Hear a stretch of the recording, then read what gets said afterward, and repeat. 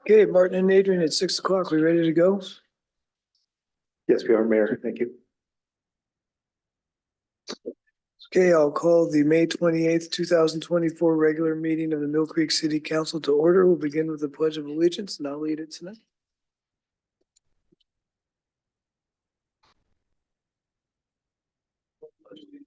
To the flag of the United States and to the republic for which it stands, one nation, under God, indivisible, with liberty and justice for all. Adrian, roll call, please. Mayor Holtzclaw, Here. Mayor Pro Tem Vigneault, Here. Councilmember Cavallari, Here. Councilmember Steckler, Here. Councilmember Ellison, Here. Councilmember Duque, Here. and Councilmember Paddock. Present. Okay, audience communication. Ms. Heidel, name and city of residence, if you'd like to disclose that, please. Barbara Heidel, Mill Creek, Washington. Thank you, Mayor. First, I want to thank Jody and Scott for organizing the Memorial Day ceremony. It was a respectful and well-attended event. Thank you to Officer LaRose for being a part of the color guard. Also, thank you to Josh for helping to clean up the library and setting up and taking down chairs, the dais, equipment, stand with all the boots, rifle, and helmet. It was a wonderful event, and I'm proud of my city for doing such a thing. Thank you. Second. Almost forgotten. Also, I wish to thank Jody and Scott again for all their help and support for the Adopt a Street program. Thank you to the Public Works crew for going out to pick up the trash bags after a group has cleaned a designated area. This has been a very challenging experience for me, and I love doing it, and I hope it's a complete success. Thank you. Thank you, Barb. Would anyone online like to address the council this evening? Going once, twice, 3 times. Okay, there'll be another opportunity at the end of the meeting. We have no presentation, so it brings us to our old business. City manager and Mr. Fenty. Thank you, Mayor. So on September 5th of 23 is when council actually voted to approve 1961 as a consultant for strategic planning. And so, gosh, many months ago, we started this whole process, and this whole journey brought us to a point where now we have our 20-year vision, 2040 vision, as well as the 3 to 5 year guiding principles. So the next stage in this is, as we continue to retain 1961, is to bring him forward again to help us build a 3-year strategic plan that will help us prepare that foundation for the planning for the long term. So what he will do is help us stage a lot of decisions that staff and council will make in this 3-year plan, align our budget with the vision and the guiding principles, as well as codify the entire process for us. And so what this will do for future administrations is kind of give a really good idea kind of what process was that we went through from the very beginning to end. And so it will kind of like, in some ways, I see it kind of a summarization of an SOP. So we're looking forward to bring Rob back in this process. That will entail council to engage a little bit more. So the process is not over yet in terms of all of our planning. And so the next 6 months, probably through the end of the year, we'll have him working with staff and council on that 3-year planning. So and to do that, so we thought it'd be a great idea to memorialize this and have council hopefully approve what we established as deliverables. So Rob is online, and if you want to take any questions, and otherwise I open up for discussion and hopefully getting this approved. Councilmember Steckler. I'm very excited about the possibility of extending our relationship. I am curious though about, and Rob, maybe you can address this, specific deliverables that you want to get beyond just the, or maybe you could expand on what steps are critical for us to achieve our 3-year plans. I'd love to hear a little bit of that. Yeah, to me, thank you, Councilmember Steckler. The keys now that you have a really solid vision in place, and I feel really good about how aligned you are around this vision and then the setting of priorities to guide staff. We want to make sure that that vision and those priorities tie through to the budget so that when resource asks come, you all can see the through line. And so the first step of that is to turn the priorities into a 3 to 5 year plan, which is basically working with staff to identify all the deliverables now that need to be accomplished in accordance with those priorities that you've set and the staging of those deliverables so that you can actually see year by year what's going to happen. And then effectively that will then tie the budget to that. So the budget process gets tied to that plan. And then finally, what I've talked to Martin about is that to make this process enduring, we'll codify the strategic planning process so that future staffs and future councils will be able to follow a similar process and not reinvent the wheel, so that you'll be able to carry this work forward beyond any of us, and always making sure that the budgets that are brought forward align to a strategic plan which aligns to the long-term vision of the city. So a clarifying question, if I were to say, we have these 3 pillars of focus, we need to know exactly what are our end goals for the first 3 years and what are the actionable, measurable steps that we need to engage on in order to achieve those goals. Is that correct? That's exactly right. And, Okay. and you actually pointed out, I missed something in that a part of that process will be developing KPIs or measures that way council and staff can be glued together in terms of what success looks like. Thank you. Just to add a little bit to that, also, part of the deliverables is to actually develop guiding principles for the DRCC and the sub-area plan as well. So he'll help us bring that back and make sure there's alignment there. Councilmember Paddock? I just want to riff off of what Councilmember Steckler asked about. Is the thing that I think is so compelling about this is it gives us, hopefully will give us a framework for what's the context that funding requests come to us in? How those funding requests come to us in kind of a prioritized way? I think, you know, as we've kind of come out of the pandemic and there was some ARPA funding that came with that, there were, you know, onesie twosie type of funding requests that would come up that sometimes didn't have a lot of context around them. How did it fit within a larger framework of public works or public safety or whatnot? And then also it feels like, and Rob, you can correct me if I'm wrong, we'll get a much better understanding of what's the so what to that funding request. So what is this going to deliver to the community in the context of other asks? And I think that's fantastic and a great use of funds. And any other questions? Do you have a cheat sheet for us?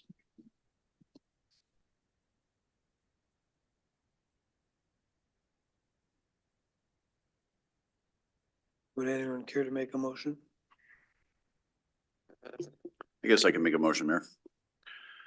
Make a motion to approve a resolution for the city council to approve 2 strategic accomplishments, including City of Mill Creek's 2040 vision and 3 to 5 year strategic priorities. Second. Any discussion? I'd just like to say a couple quick things. When I thought of this today, I thought of the old Virginia Slims ad campaign back in the 70s. You come a long way, baby. We started off this last year not even knowing if we agreed on what a strategic plan is. We selected the right person, Rob, to guide us through this process. Thank you, Rob, for all your efforts. I think we've come up with a good product. I was pleased to see the article in the View when I got back from vacation, which it seems to be that this is getting very positively received by the community. So thank you to Rob and staff and everyone for all the efforts to pull this together. I think it was well worth it. And as Councilmember Paddock said, I think we now have a North Star going forward to guide how we look at budget decisions, comp plan decisions, and all of our decision making. So thank you to Rob and everyone. I think we ended up in a good place. Thank you, Mayor. Councilmember Cavallari. Thanks, Mayor. And kind of the same thing. I remember I was on the fence with this from the beginning. I never heard of a strategic plan at this length, so I just wasn't sure how it was gonna work out. And Rob, in our one-on-one meetings and our joint meetings here in council, really kind of pulled it all together and made me a believer. So I'm happy to see how far this process has come along and how aligned. And I was actually surprised how aligned most of our visions were here on the council. So that was a pleasant surprise, and I'm happy where we're at. Thanks. Any further discussion? Hearing none, all those in favor of the motion, please say aye. Aye. Any opposed? Any abstentions? The motion passes unanimously. Thank you. Thank you, Mayor. The next item is public safety sales tax discussion. So on, I think beginning of May is when Executive Summers brought forward this to the mayors and tribal leaders across the county to consider signing on to a letter that would support a tax by the county, public safety related. More recently, on May 5th, during council, Mayor Pro Tem Vignal suggested that we move this forward into another discussion. So here we are today. It's a sign, it's getting council's thoughts, having discussions on whether you'd like to sign on this letter that would support the public safety sales tax of 0.2%. And next slide, please. Next slide. Just want to give you a sense of, before we get into the meat of everything, I thought this would be a good opportunity to also give council an idea of not only where we sit on the sales tax perspective, but kind of history of increases over the past number of years since 2015. Also, just discussion of this topic alone kind of gives you kind of a framework of how the county works in terms of how taxes, methodology at which things can be allocated to cities. And in this case, you'll hear more about kind of how there's a 60-40 split between a potential tax that the county would apply and what percentage collectively that the city of Mill Creek would obtain of that certain percentage. So I'll get more of that, but I just wanted to, in this first slide here, just give you an idea of what all the cities in Snohomish County right now, their sales taxes are. Pretty self-explanatory. The history of increase. Martin, Yes. just a suggestion, when we have charts like this, I think it's important that we put a big asterisk by these numbers to indicate how much of that sales tax is the responsibility of this council. Because I believe 0.1% of that 10.6 is council approved, 6.5 of it is the state sales tax. And Correct. every other portion of that sales tax has been approved by either the county council or the voters. So we're always at the top of the list of the top sales tax, but as a city, we're responsible for 0.1% of that sales tax rate. So. Okay. Just give you a little bit about the history, and I'm doing this by memory, but I think 2016, it was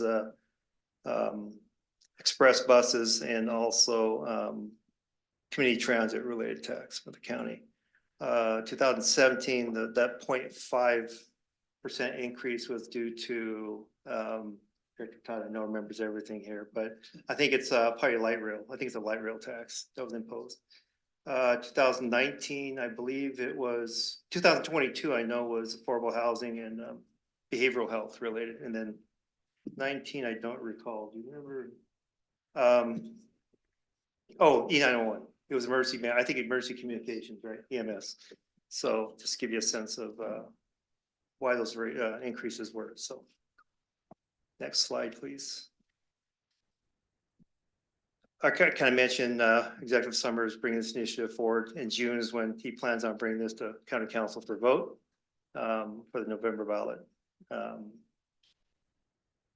The county actually gave us a deadline, extended that deadline to bring this forward if we want to support this for June 1st. So he plans on bringing that to council, just I think the 3rd or 2nd.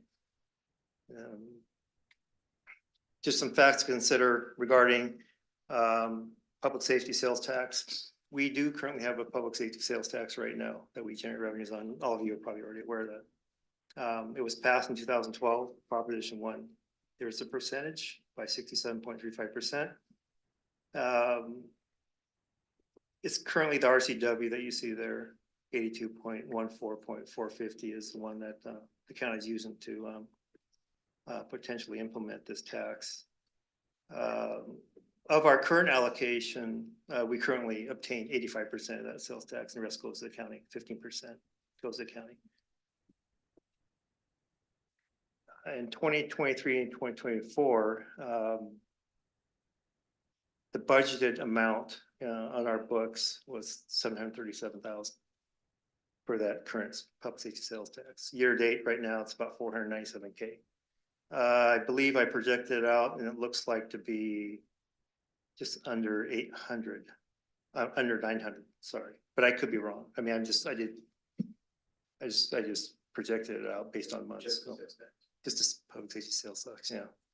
So that actually has been going up over the years, and as you can see, how the increases have happened with that little chart at the bottom right hand corner there. Another key fact is that 1/3 is used for criminal justice and fire, and the other 2/3 is unrestricted, but it has to follow the ballot measure. So, next slide, please. On the county side, facts to consider regarding Executive Summer's initiative. Some of the things, partnership with the county. We already talked about the November ballot. The impact to us would be a 0.2%, as would be for every other city in Snohomish County as well.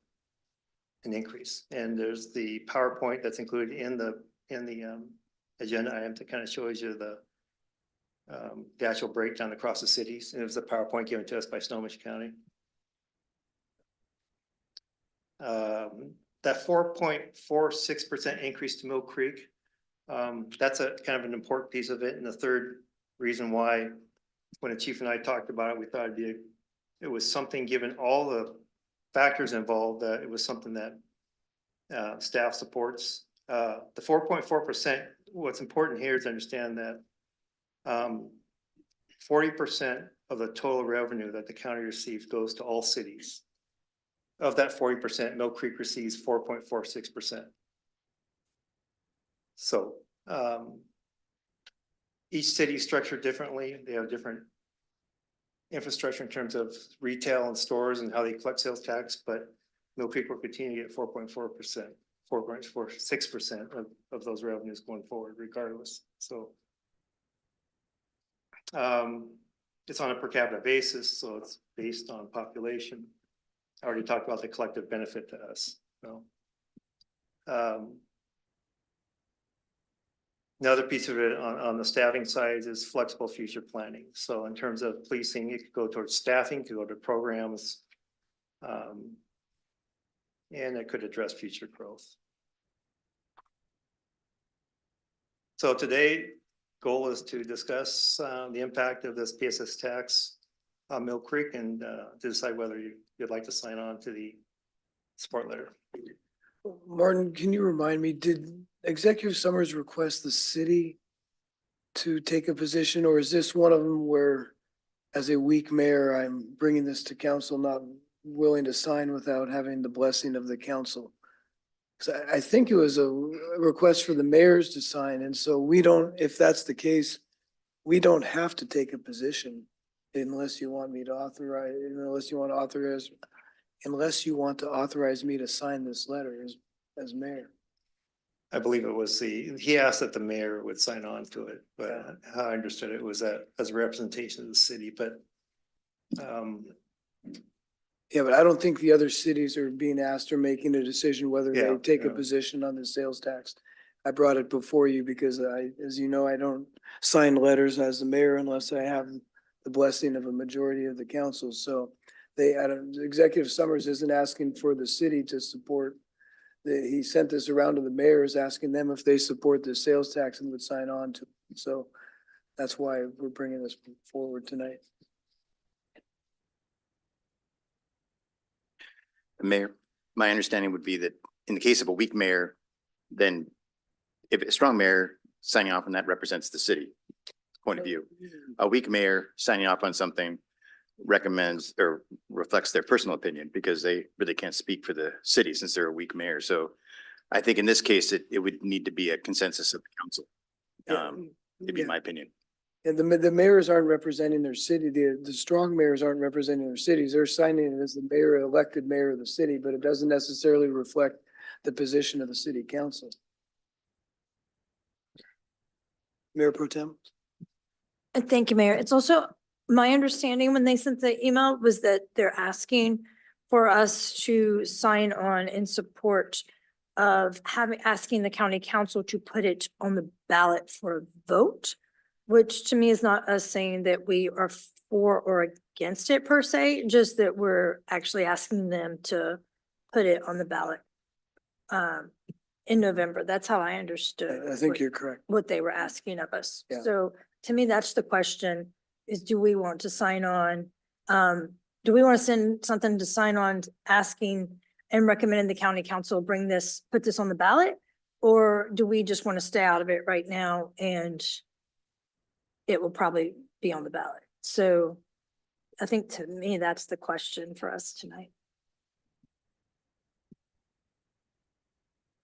Personally, I'd like to get opinion of the council, how they feel.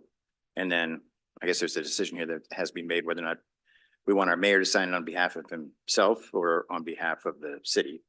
But I think you would probably want to know, how does your council feel about it? Yeah, Yeah. I'm not gonna sign on to it individually.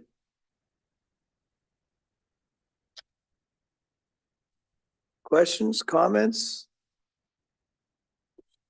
Councilmember Cavalieri and then Councilmember Duque. Councilmember Duque, you can go first. Go ahead. Thank you for that. For my opinion, I wasn't for us in supporting of this. I really appreciate the presentation and I really appreciate the staff providing that information and also your opinion on it. I just think because Mill Creek, we have our own public safety tax. It feels weird then for the county that, for us to then either support or whatnot. I do appreciate that though, they're putting it on the ballot. And it's not one of those where they're just automatically doing. So if the majority of you feel like we should sign on to it, of course, I'm comfortable with that. But my personal was, I think there's other ways that this could go about. And I don't know if we need to, as the city, be supportive of it in that way that we needed to sign on to it for the county council. But that's my limited opinion. Did you turn your light off? Well, Go ahead. when I first saw this and we got our first briefing on it, it just felt like a money grab. And I know it's a good deal for the cities. I mean, 40% kicking back to the cities is it's nice money.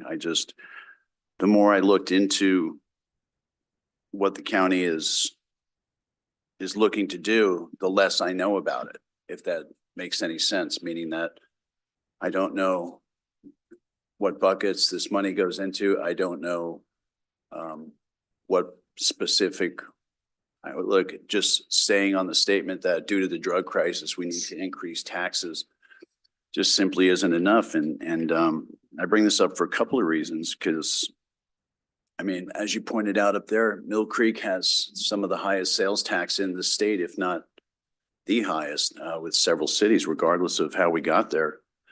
We recently raised property taxes. We recently put a garbage tax in place. And inflation is now rising again. It's 4.4%. There's just a lot of variables in play here where we just keep asking for another small bite at the apple, but it becomes a big bite at the apple at some point. And so I was uncomfortable because I don't know where this is going. It just seems out of left field. And it's funny, the paperwork starts off having to do with the word timing. And I guess I would ask the same question. I don't understand the timing of this.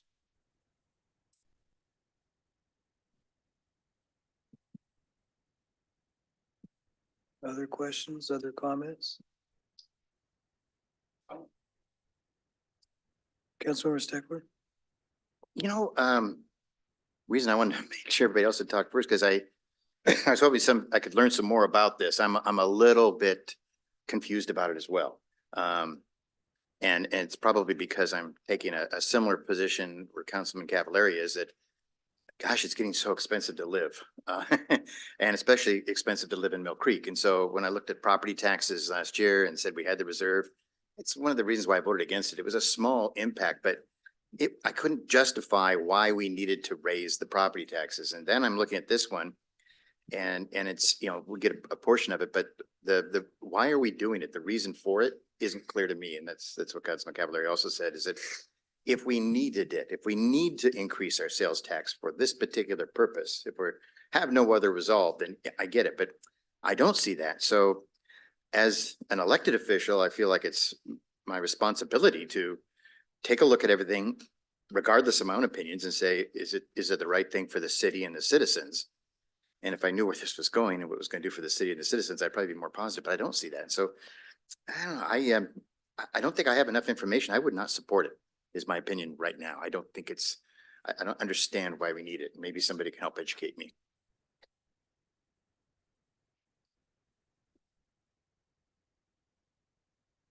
Councilmember Paddock? Do we have any indication of how our county council member feels about putting this on the ballot? I've not spoken about it. I don't know. Good That question. would be an interesting data point. Mayor Pro Tem? Thank you, Mayor. For me, when I first saw this, I felt like I could go either way, because depending on how the council feels, because I can see pros and cons to both directions. And for me, a lot of people in the community are saying that they would like more police presence. They would like some other public safety items. And what we were getting back, it was estimated at 700 and I don't want to, 700 to some $1,000 back to the city. And so I thought, if people in the community want to vote for that and they think it's that important and they want to pay the extra tax to get that, then I'm comfortable supporting letting them make that decision. That's their decision.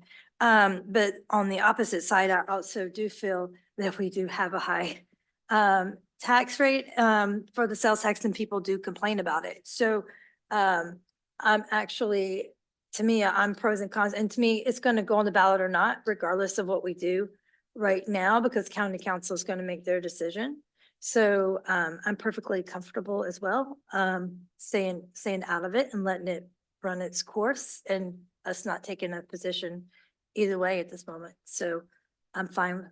I can go either way the council is happy with, and I'm perfectly happy both ways. Councilmember Paddock, is your light back on? Okay, just making sure. No, I have similar thoughts. You know, this is gonna go to the voters. If they approve it, they approve it. You know, I guess the timing of this coming to us is kind of interesting for me, because I just returned from 2 weeks in a country where there's no sales tax. And I felt eminently safer walking around that country for 2 weeks than I probably feel anywhere in this country. And we seem to have this fixation on throwing money at problems, but we don't seem to ever fix the problems, but we keep throwing more money at them. And that's why, and I'm not sure that's getting to the substance of the proposal, but I'm inclined to leave this alone. If they send it to the voters, see what the voters do with it, that's out of our control. Any different thoughts? Guess I won't be signing the letter. Thank you, Mayor. Thank you for the presentation. Yeah. You gonna lead us off on the proposed new initiative?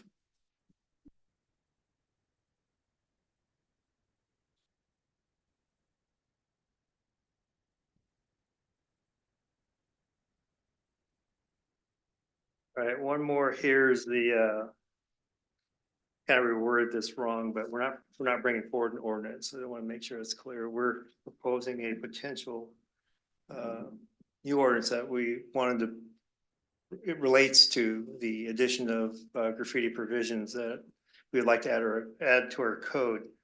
As you know, that over the past, not only across the clean, self and maintained portion of our 20-year vision.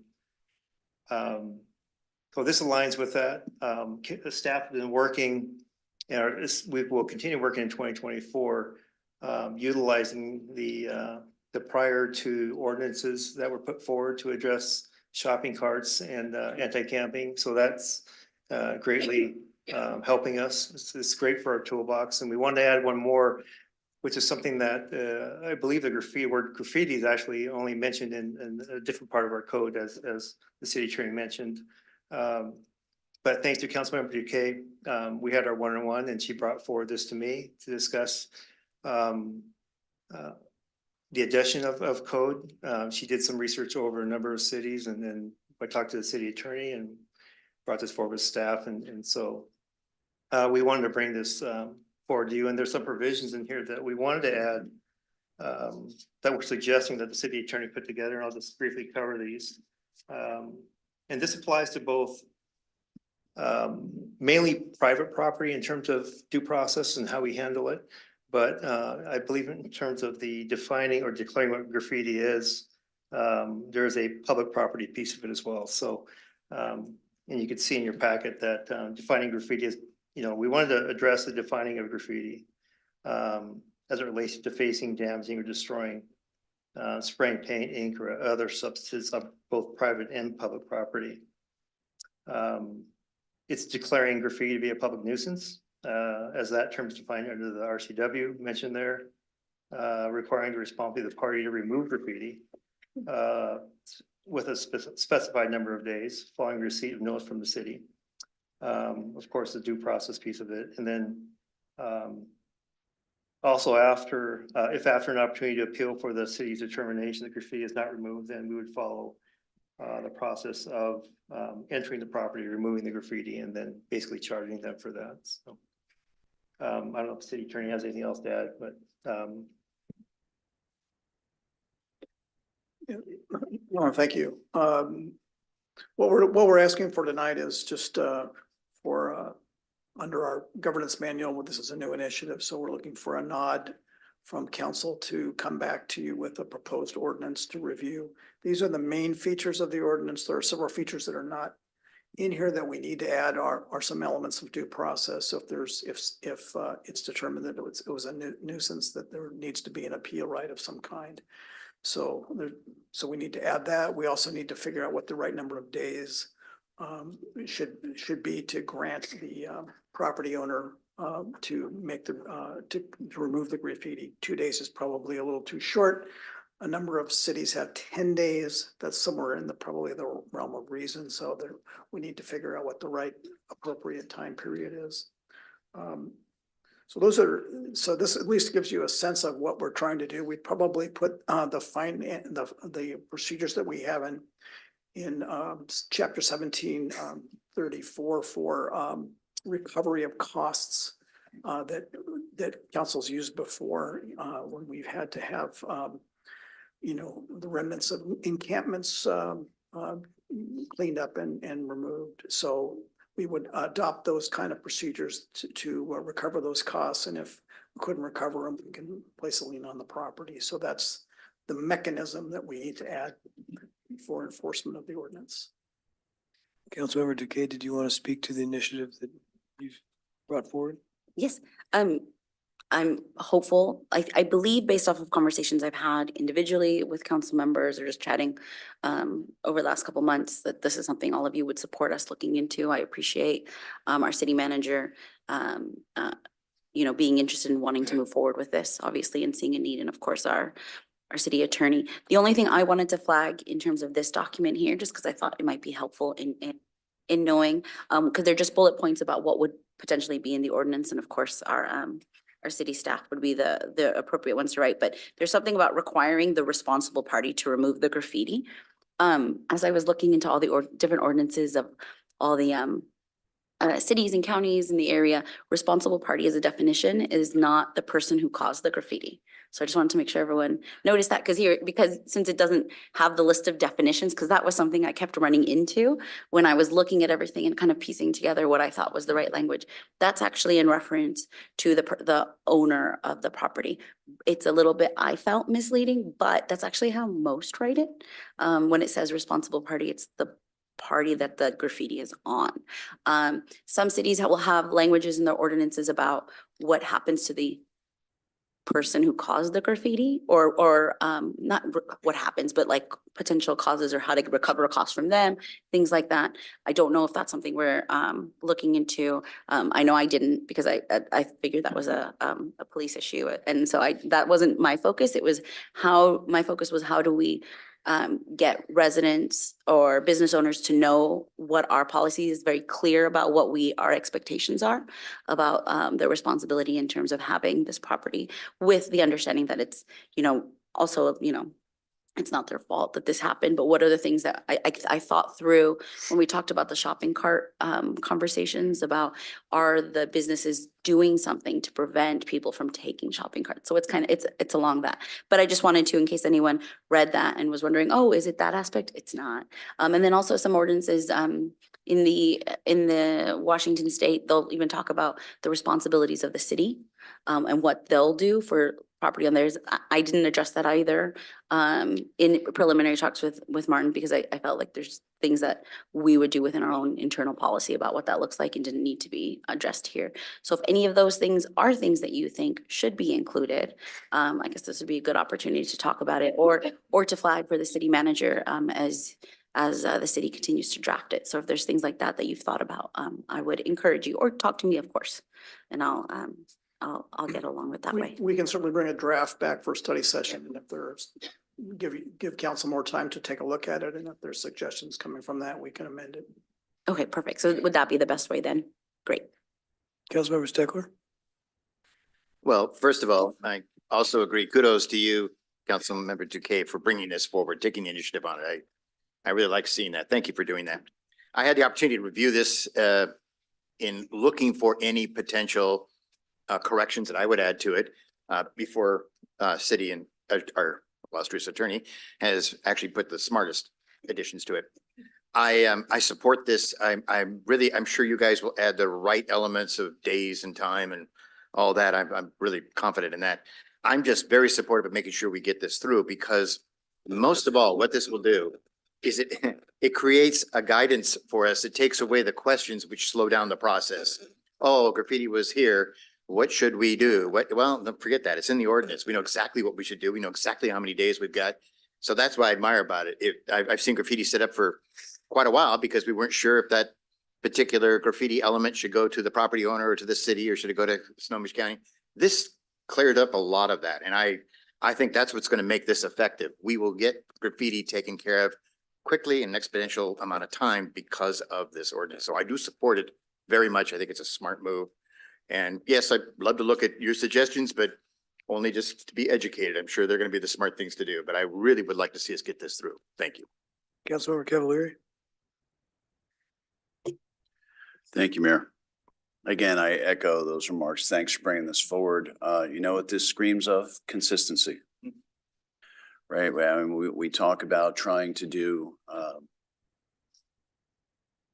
this type of service that we give to our community at a much more superior level. And this is exactly what this does. And council had consensus when it came to cleaning up encampments and the same. And at the end of the day, a lot of this stuff comes down to being a good neighbor.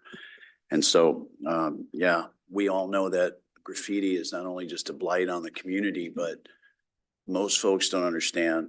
I'm sure the police chief does, though. It's much more that a lot of the graffiti you see are gangs tagging certain areas. So I think it's important that they get cleaned up, painted over, sandblasted, or whatever it is we do these days to remove it. But you do have a responsibility as a partner in this community to maintain a certain level of consistency with the rest of your residents. So thanks for bringing this forward. Councilmember Duque, good job. Well done. Councilmember Ellison? Yeah, I just echo the the thoughtfulness of putting something together so that we have something on the books and we can address when the problems arise. Hopefully, you know, if people are educated, that they'll take action before the expiration time, you know, and we don't have to go through a lot of cleanup and then billing people for the service of cleaning it up. I was kind of interested, though, there's probably already some ordinances about people that do this kind of thing. If they were caught in the act, you know, we probably already have some code that the police can do something if they caught someone actually tagging a building. So that might be kind of interesting just to know that that's there. But yeah, I'm in full support of us having a study session with the whole ordinance written out. Councilmember Paddock? Just ditto what Councilmember Steckler said, which I rarely say, but ditto what Councilmember Steckler said. I do, and all for it, by the way.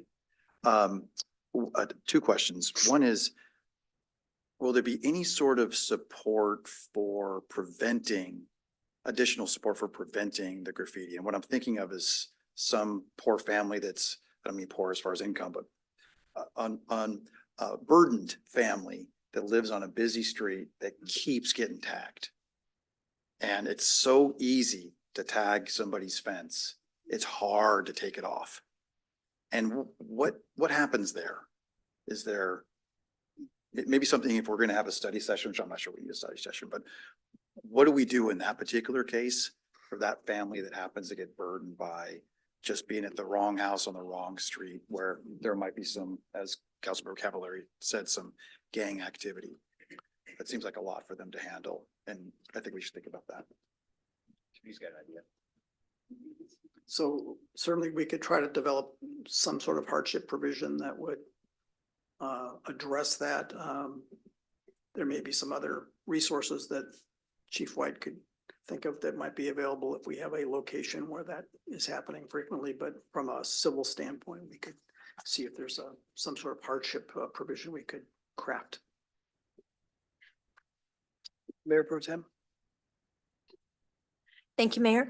I'm also in favor of moving forward with this. I think it's an excellent idea, and I'm looking forward to seeing what the city attorney comes back with this for the final version for us to discuss. And I do agree with Councilmember Paddock. I think it's really important if somebody is on a busy street, we don't want to overburden them, especially if they can't afford to keep paying to fix the fence, because they're not actually the ones that are doing it. So, and I'm sure that those instances would not be overly common. So that's probably the exception to the rule.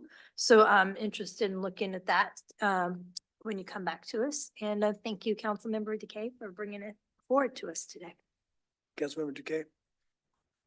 Just wanted to confirm that, yes, that was something that city manager and I did talk about briefly in terms of like big vision about, you know, ideally what this looks like in the future. And I'll share a personal anecdote that my home where I grew up down in California happened to live next to an alley. And so my parents' home was consistently on the side of the wall, was tagged quite frequently. And when I was little, my parents would just have to repaint it all the time. And it was something about my parents wanting the house to look nice, but also because we do know that there was an issue in terms of tagging, and it's not a surprise where I'm from in LA County, or that would be an issue. I would like to say, fast forward now, my parents who are older, they're not having to do that because the city, because it's so large, has figured out a way to implement programs where now he just has to put it on his app. And the city comes by and is the one who paints and removes that graffiti from the fence and from the garage wall. So I'm not saying we're there, but I saw that progression, and I know, and as speaking to the city manager, there are, I love the idea of a hardship provision, or I don't love an idea of ever of a hardship provision, but I mean, I love the idea that we can be thoughtful about what this looks like. And I would, you know, trust the city staff of whoever's the one who are contacting the residents and whatever that looks like, that there's something there. But this is just to make sure we have it a starting place, because I was really surprised that when I did a search function for the word graffiti in our ordinances, I found something and it had Nothing to do with it wasn't in our nuisances. I was gonna say nuance, and then I was like, no nuisances. And it was actually in terms of, I think it's telecommunication boxes. That was the only reference. But I want you guys to know that when I was looking at other cities, it seems to be a much newer issue. So we're not horribly behind, but definitely just looking at Google searches of local newspapers, maybe within the last 6 years, more of our neighboring cities have had to take a look at this, and our neighboring city councils had to.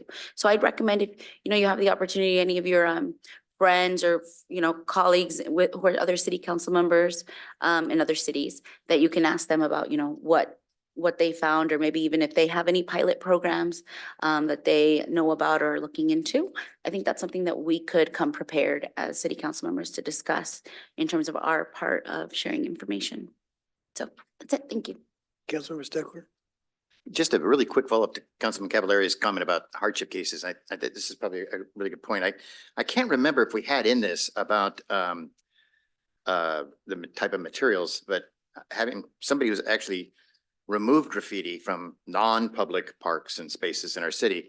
I was educated when it can be a very frustrating job with the wrong materials, and it can be a very simple job with the right materials. So it would be nice if we could add in there for asking private citizens to do it, to make some recommendations on the types of materials, where to go to get them. Don't just go out there with some soap and water, because it ain't gonna happen. And then maybe in the case of a hardship case, multiple instances, the city would look at providing the materials to the homeowner if they need to get some more graffiti removal. Because with the graffiti removal, it's much simpler. And it's actually it's real simple off of cement, but it's even simple off of wood. I was surprised. So that would be a recommendation or add. I think that's a good point. I think we've given our direction. Thank you, Mayor. Thank you. Director Todd.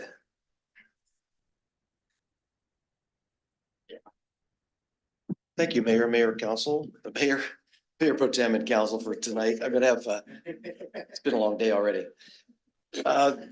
Back in February, we had the joint planning meeting and planning commission and city council meeting. We talked quite a bit about the Mill Creek Boulevard sub area, got some good direction on that. But one of the open questions coming out of that, I think from some of you, was, well, how does council control what happens if we say, go ahead, let's do that zoning? And so at that time, we talked to Clay White about kind of thinking about that. Since then, we've had Clay put together kind of a position description on the different ways we could go at that. It's important as we develop our comp plan. By the end of the year, we have to have our comp plan done. We have to do things in the comp plan that accommodate the growth, that says we're going to have to make some changes to the land use and the zoning. We've kind of all collectively decided that doing that in the Mill Creek Boulevard sub area, as we've so called, is a good way to go at it. But there's a couple of different options. And so we've asked Clay as an expert in this area to kind of lay those options out for us. And it's a subtle ask here, but we're looking for some direction on which way to go. There is a budget implication if we want to really make our dream of the sub area look like the kinds of things we saw in Woodinville or in Kenmore and Bothell for the tour you took, and the kinds of things you've been talking about. It comes with a price tag of doing a master plan, but doing a master plan and following that plan over a couple of years, we think will get us a better product. So we're talking about a kind of a new downtown for Mill Creek that would extend town center. I think we're all excited about that vision. So Clay's going to give us some of the logistics of how that goes. Turn it over to Clay to give a presentation, then we'll talk later about where you'd like to take your discussion. So Clay, thank you. Take it away. Great, thank you, Mike. Council members, for the record, my name is Clay White. I'm with Kimley Horn, but I'm here representing the city of Mill Creek. I think Mike set up the conversation really well, but I think one of the most important things that can come out of this conversation tonight is the comprehensive plan update process is moving forward. It's going to be completed by the end of the year. One of the things that we have to have is to have zoning and development regulations, which provide the capacity for the growth that we're expecting, the housing that we're expecting. And we need to give the consultant team that's working with the city direction of how are we going to make this happen. And so getting direction from council right now is important so that we can give them direction. Then you can see the implementation in the way that you want to see it. So here to answer all the questions that you have, but we've set some pretty simple goals for our presentation tonight. But just want to provide a little bit of background discussion on the Mill Creek Boulevard sub area. That's really important because it's the foundation for this conversation. I went through a pretty big planning effort a couple of years ago.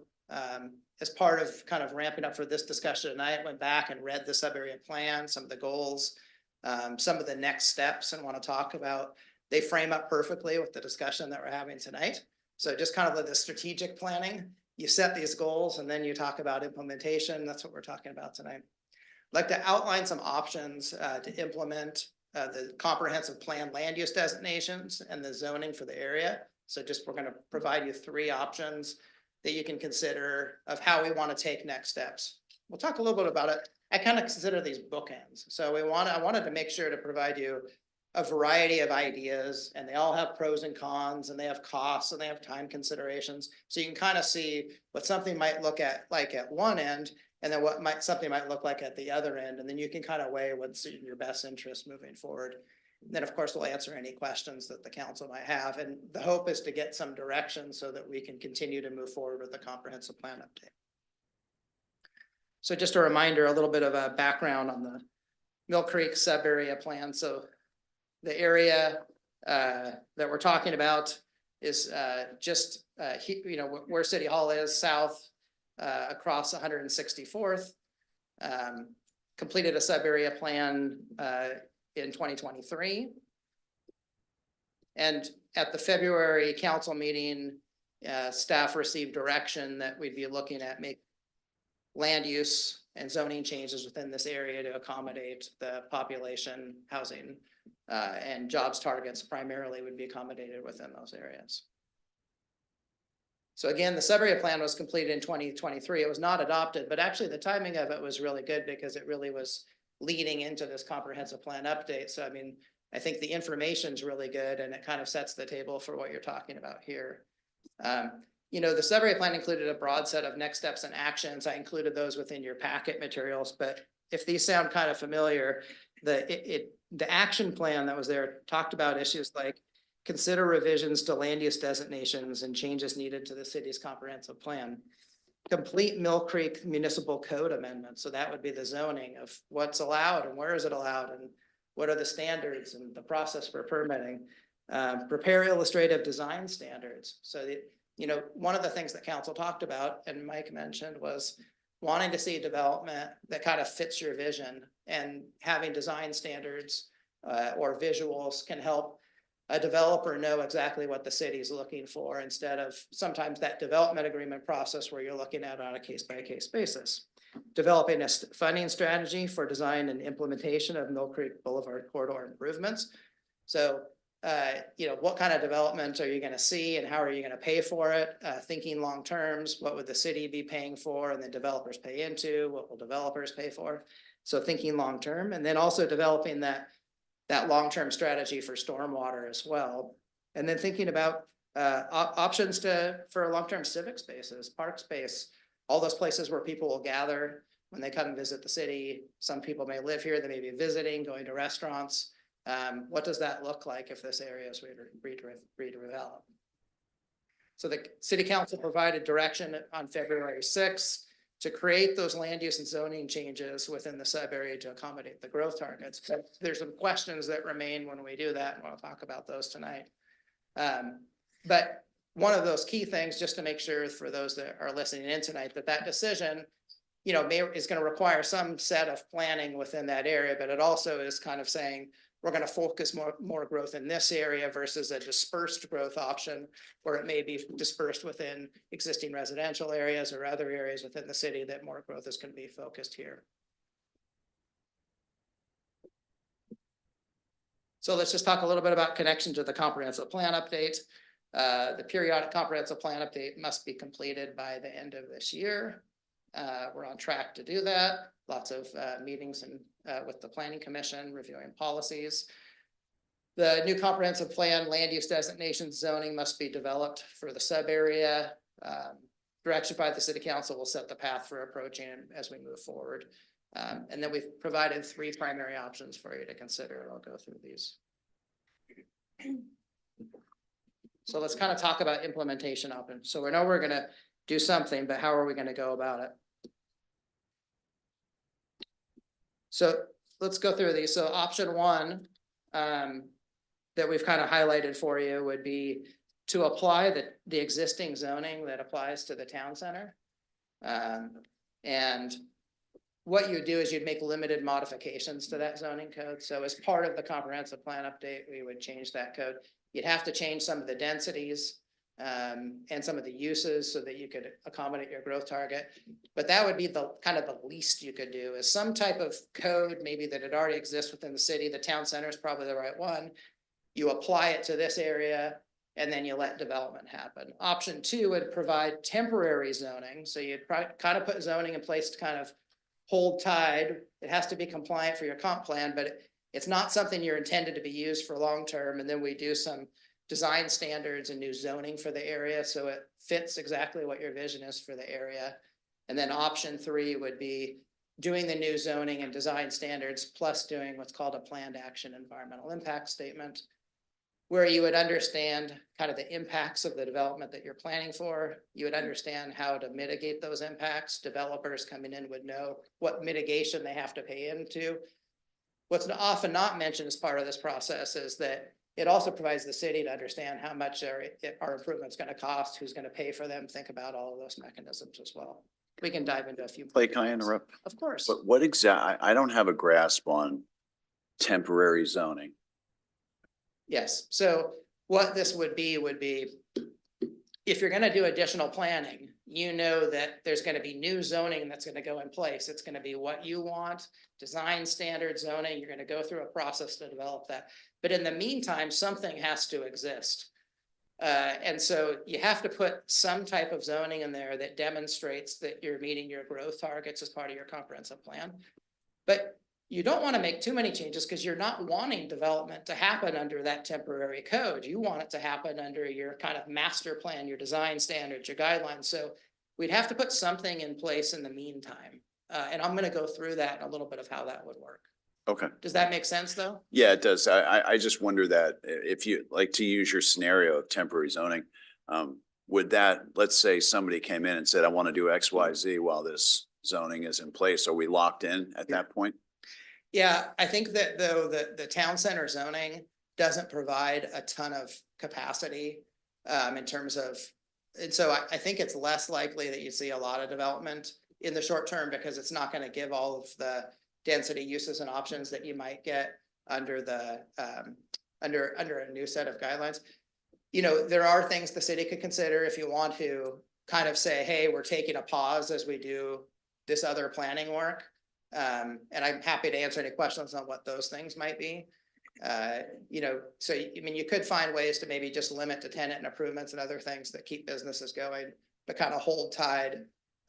So there are options to be able to do that. But the risk with risk is that, yes, applications could vest to the temporary zoning that may not reflect our ultimate vision of what we want to see happen there.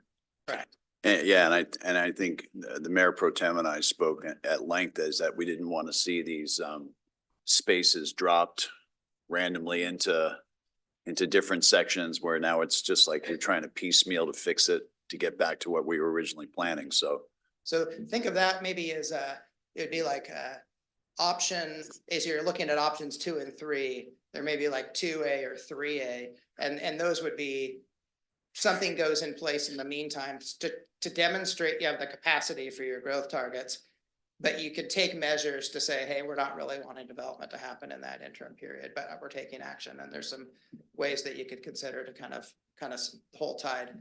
There, you wouldn't lose all control though, because if you still have a development process, it'd be a development agreement. But I'm going to go through why that may or may not be in your interest, because I'm going to provide both sides of the coin so you can provide guidance to us on the way to go forward. and just lastly on that, one of the things that I remember that we did with the farm is that was a very heavy hand for the city was having a development agreement that required council approval. So that would be something I would want to make sure that we have in all of our discussions going forward as well. Correct. And if the temporary zoning, even under option 1, there's a development agreement requirement and it gets implemented through a master plan. However, I'll go through it in a minute, but there's some pros and cons to doing that, and then we can kind of work through that. So any other questions? Kind of go through the options that are in your packet. Okay. So this may be a little bit hard to read, but I'm going to kind of go through it. So option 1, as we kind of talked about, would be to apply the town center land use zoning land use and zoning to Mill Creek Boulevard subarea with some limited modifications. It could be like densities, some uses, but it would be pretty much what's applied to the town center now. And under this option, the town center, village center comprehensive plan land use designation and planned community business zoning would be applied to the Mill Creek Boulevard subarea. Modifications be made to the code, including uses and densities, from which is allowed into the current town center, because it's got to work with housing especially. This would be completed as part of the 2024 comprehensive plan update. Under this option, future development would be guided by the master development plan process, which is currently in the code. And that requires abiding site plan or subdivision, meeting design guidelines, and if applicable, a development agreement between the city and the developer. So let's just kind of go through the advantages and the disadvantages. So the advantages to this this is the least we could do to kind of move things forward would be, it's the quickest and easiest to implement. It would be done as part of the comprehensive plan. Does not preclude the city from completing more planning work in the future. So if you decided, hey, 2 years, 3 years from now we're going to take it up, you could do that. There's no additional cost for policy and code development. It would meet the GMA planning requirements. You'd have to have the changes so they can show the capacity, but if you made the right changes, then you could technically meet those guidelines. And in the process to evaluate developments is familiar to the city. So it's processes that you've utilized to evaluate proposals such as the farm.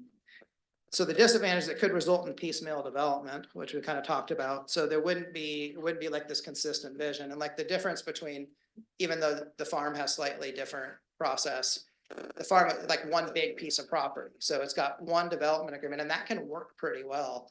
I think one of the things you mentioned is you get a development agreement for one site, and then there's another site and another site, and there's not necessarily any consistent code that says, hey, developer, we want it to kind of look like this, and here's the heights and here's the uses. And so it's taken one at a time. It would not provide for a proactive planning for infrastructure, mobility, parks and public spaces, road networks, and other design elements. So you'd be looking at, evaluating each proposal based upon its impacts, but you wouldn't necessarily say, hey, we have this vision for this entire area.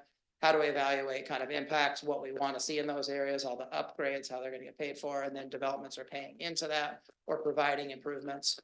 So it'd be kind of done one at a time.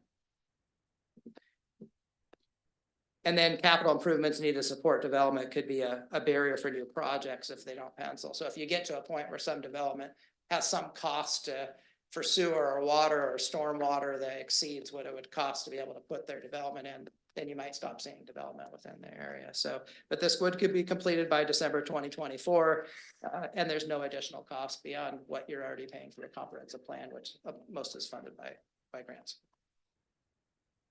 Okay, so option 2 is provide temporary zoning. So that would be something to hold in place, but later this year, so hopefully starting this year, you would start the process to prepare new zoning and design standards for this subarea.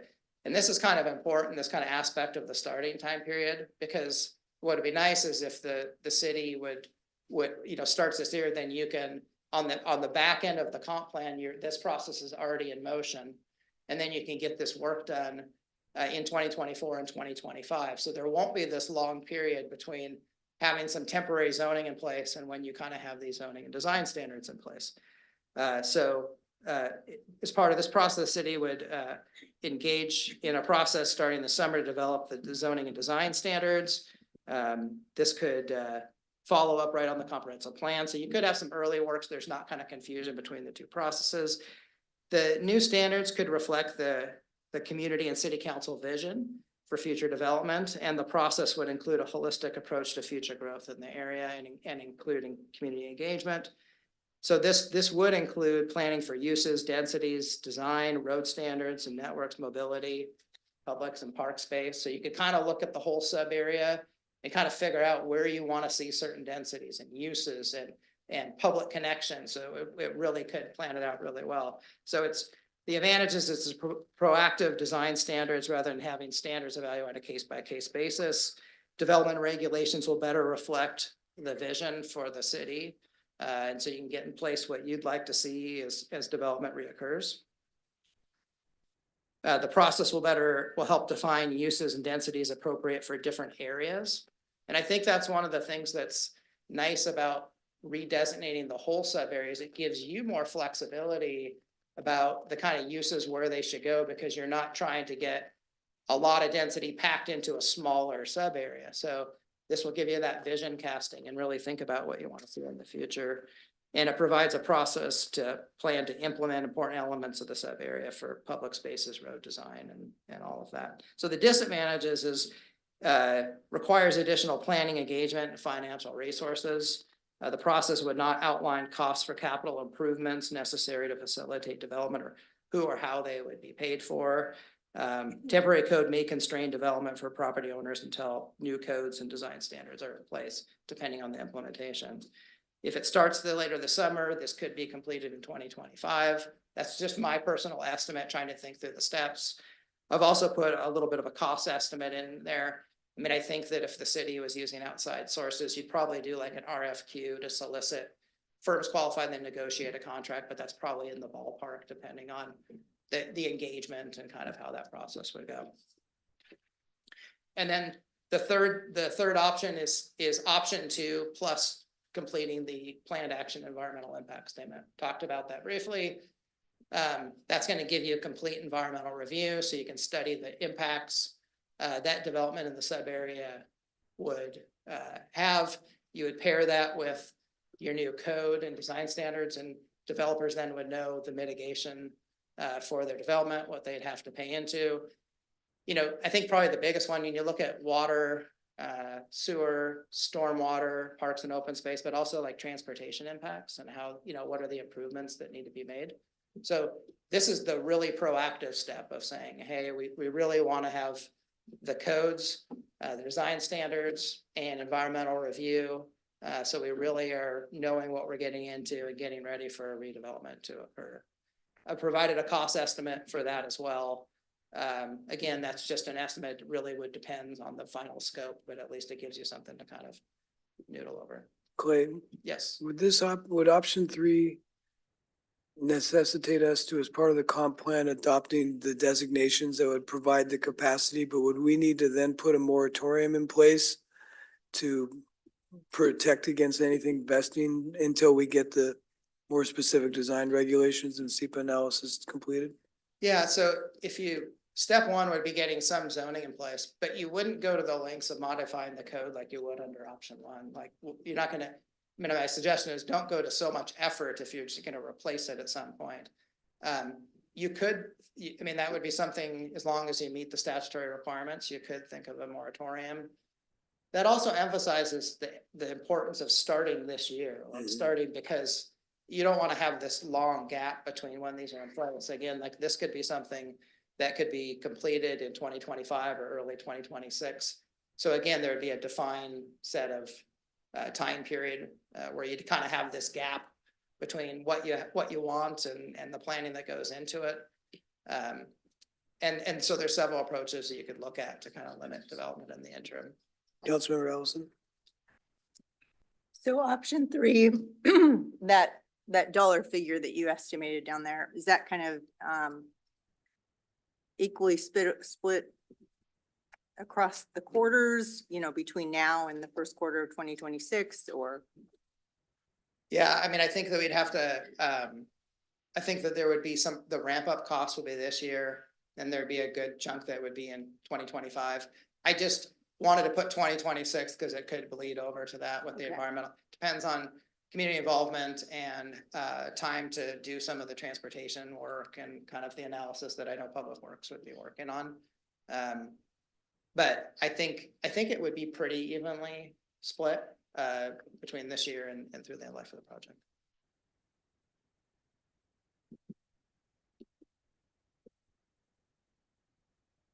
Councilmember Paddock, you have a question? Thank you for the presentation, first of all, and all the detail. I guess this is a question for the planning department, I guess Public Works as well. Do we have the capacity to take on assuming we are having an outside consultant come in and do the work to support that outside consultant over that time period, do we have the capacity for that, or is there any concerns? Do I get to go? So right now, we're suffering from not having a planning and development services manager. And we've talked about this. I think if the city, the council and the community wants to really take this on and say, this is our future and some excitement about this, I think that takes somebody like a community development director, like the Bill Trims we've had of the past, or the kinds of development directors you met when you took your tours. And so, yeah, frankly, right now, we don't have the capacity to do this on top of other things, but we've been advertising for that position. I think the right person could manage a consultant doing this. If Clay worked well for like half price, we could get him to do this for us, but. Kind of like a live in the city half price type of thing? Yeah, half price gets, but the truth of the matter is, yeah, we have the comp plan is already keeping us quite busy. Staff is already overloaded. So you're hitting the nail on the head, is that we couldn't start this tomorrow without having somebody in the organization as a community development kind of person to take this on. And hopefully somebody would stick with it and say, this is their passion, just like Bill Trim spent 10 years doing town center. If you want that kind of result, I think it takes that kind of commitment. I think there's people out there like that. I think people could be excited about this prospect of Mill Creek. It's a pretty nice palette to work with. You know, we don't have a lot of blight and things to fix. We have an older area. We've got the beauty of town center, and this idea of extending town center south to a new downtown is the kind of thing that could excite some people. So I think that's, we're also kind of looking for direction and excitement. It says if that's there, I think it improves our prospects of finding the kind of staff that would love to step up and work on this as a slate. And forgive my ignorance on this question, is that position you're talking about already budgeted and looking to be filled, or that would be in addition to the numbers that are presented here? You know, we have a planning manager now. This would be like a step up from that. Okay. Probably in terms of capability. We have a planning manager budgeted. We don't have a planning manager. Yes, we have a budget for a planning manager right now, but it's not been filled since El Tarico left us in January. And so Clay's been filling in on a few items here and there, but we just don't have the interim planning manager that we used to have either. Okay, that helps. Thank you. Councilmember Duque? Thank you. I was looking over my questions because I think one was, you know, who would do the work of the additional thing. So obviously a vendor potentially, there seems like there are considerations that staff have to, in terms of direction, think through such a project as large as this, of what does it look like in terms of structuring. So that question's answered. Thank you for getting that part. My second question is in terms of the comments about design standards, I was curious, and this might be too early on in the process, but what's the role, and this might be more for city manager or mayor or city attorney, what's the role of our design review board when it comes to, yes, I sit on the design review board, so I'd like to know what, is there any potential role or aspect for them when it comes to these development of things instead of just reviewing it? Well, I mean, I guess the only thing that I'd preface with is there has been some legislation in the last session that kind of limits the role of design review boards more for permit efficiency processes. So the state law is now focused on providing more front-facing design standards and taking kind of the ambiguous process out of it of, you know, go get another rock. The city here does not do that. This was more focused on other municipalities and their design review processes. But it really limits legislation now to one public meeting. I do think, you know, if the design review board is going to continue evaluating projects in the future, certainly as part of the process to develop the design standards and that kind of thing. I mean, that certainly could be a portion of the engagement to be getting feedback from those important boards or commissions. But just say there is some limitations now on review of projects and how design review boards can be utilized.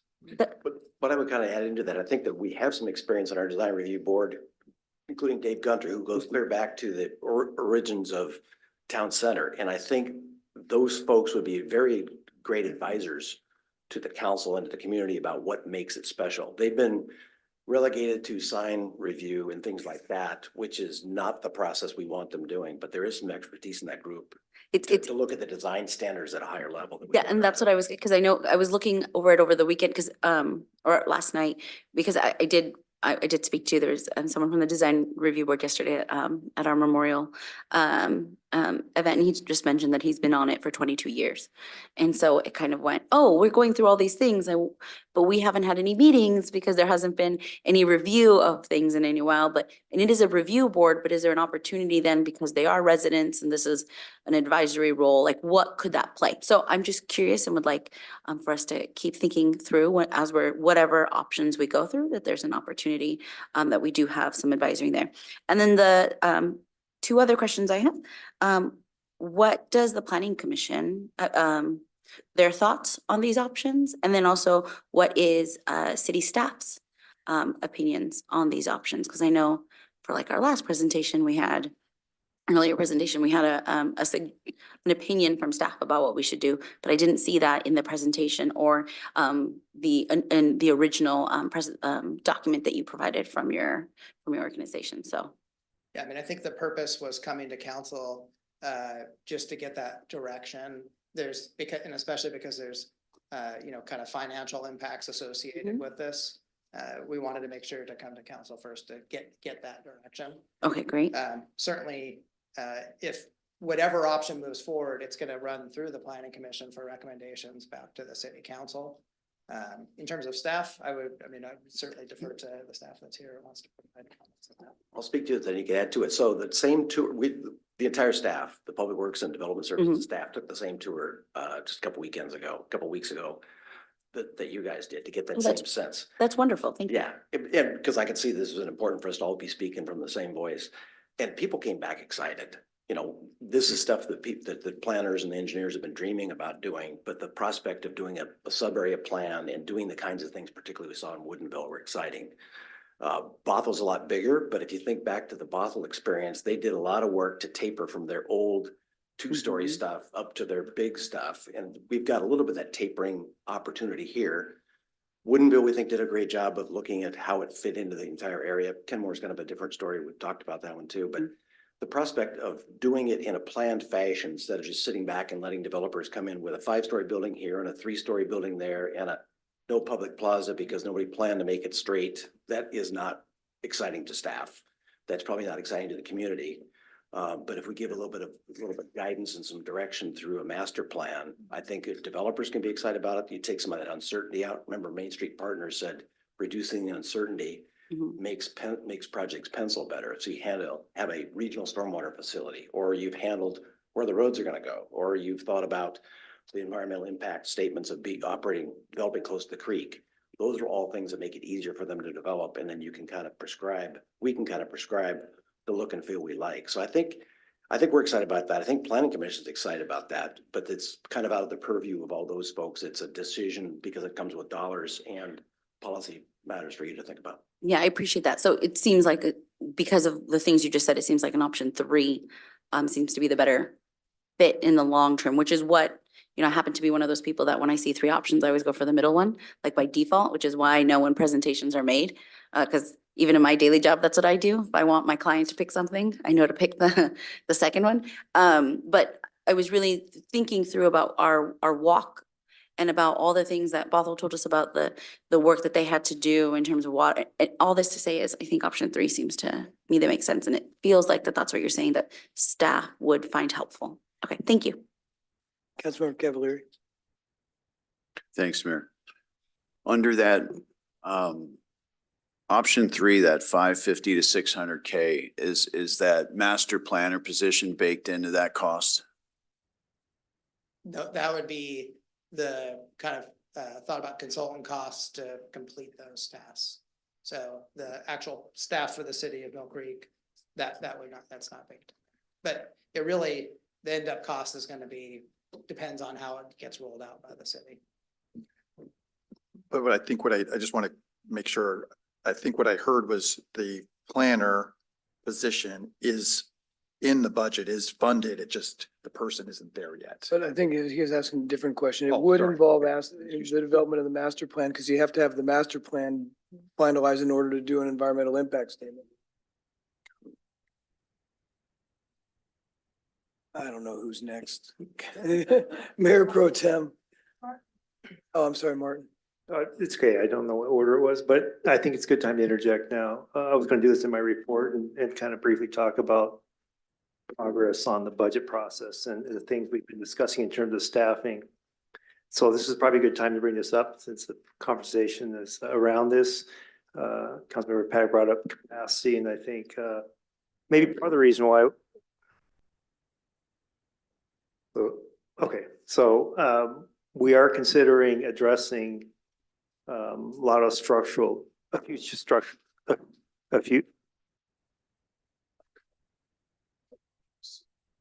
a few structural changes across Public Works Department, and one is actually something we're going to bring forward outside of the normal process ahead of time in a few weeks, and that is potentially changing that planning position to a community development planning director.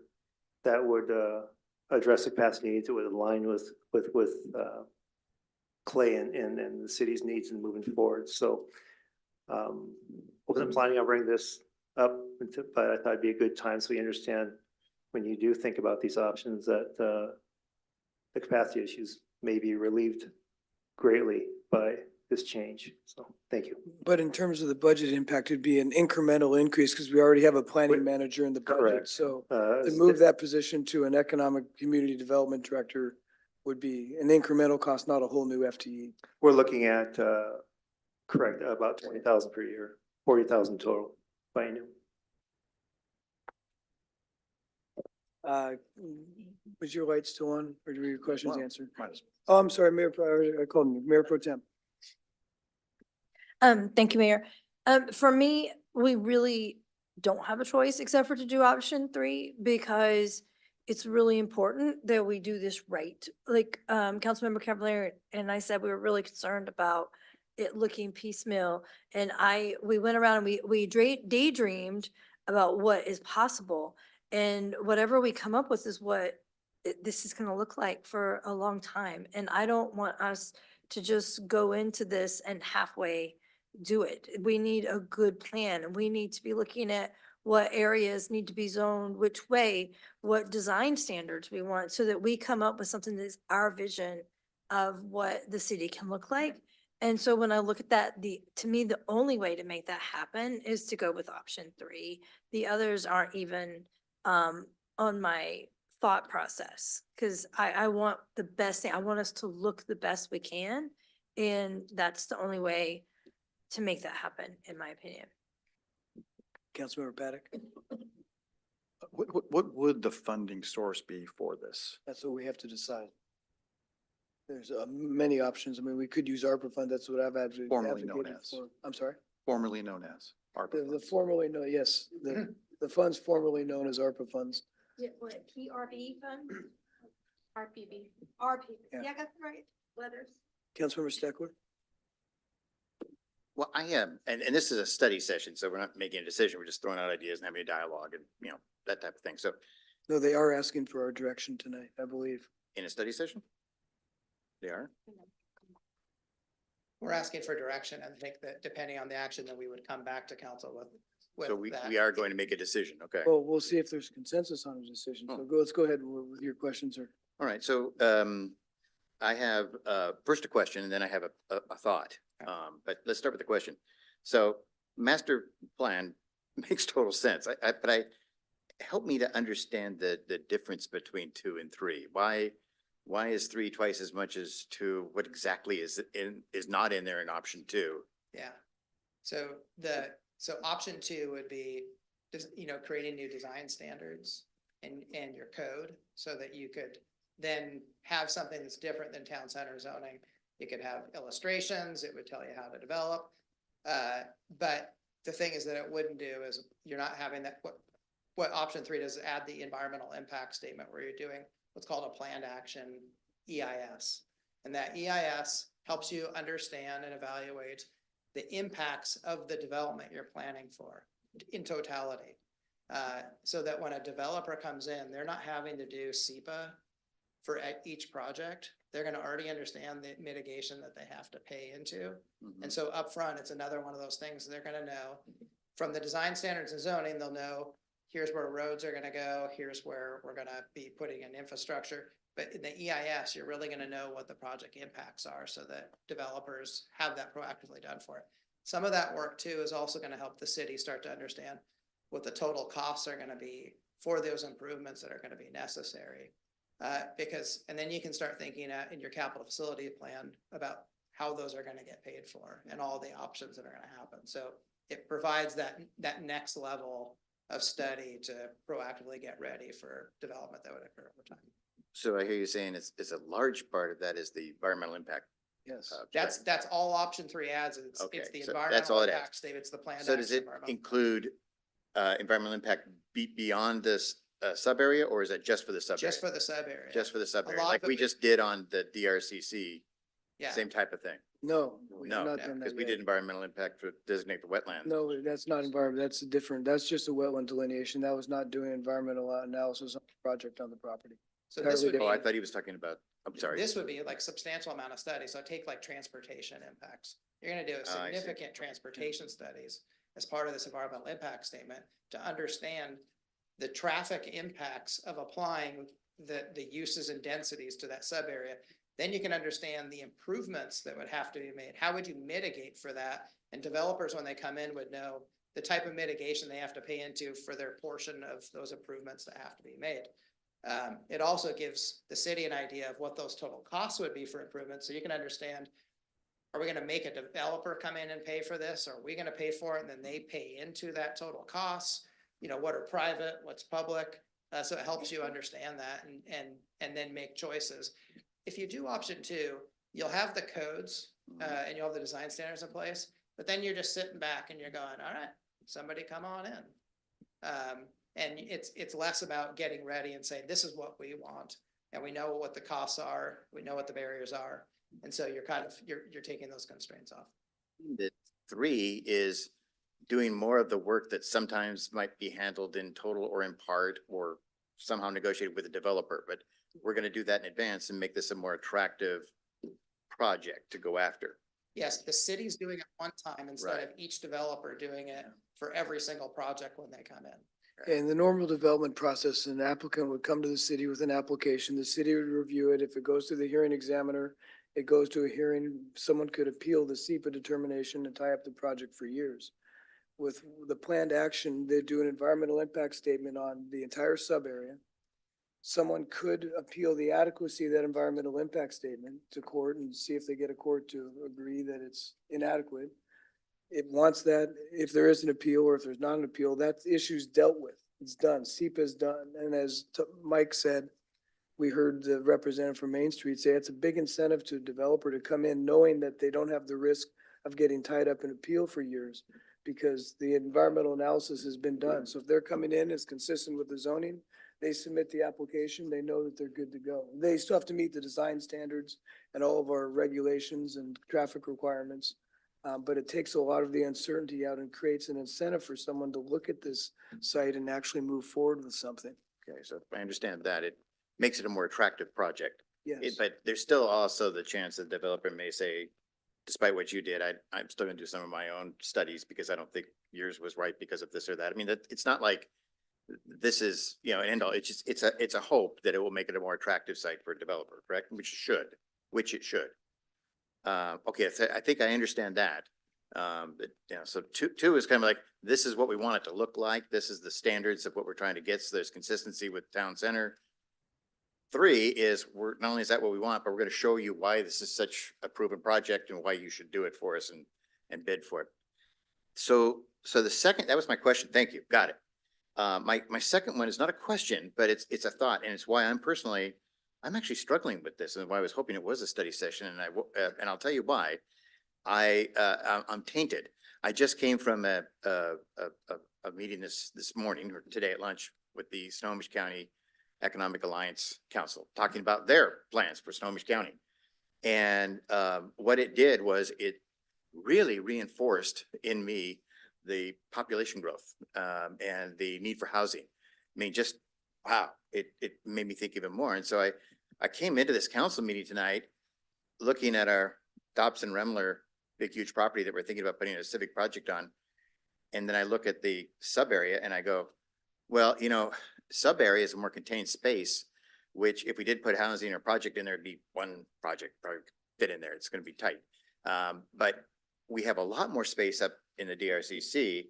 And I'm wondering, in my back of my mind, is it better for us to be looking at a larger development plan of housing in that area when we could accomplish our goal of the DRCC in the space that's in the sub-area plan? So would it, I'm just thinking, study session, just thinking, don't shoot the messenger. And I know we're down the road on something here, but I was just thinking to myself, in the long term, does that make more sense for us to put our plans for a civic center, performance space, whatever, in that sub area, and then take that whole, that's not 14 acres, I know it's less than that, that's can be developed, but you could actually put in almost a village up there of different kinds of townhouses, condominiums. On 15 acres, you're not gonna get anywhere near to the number of housing units we have to accommodate.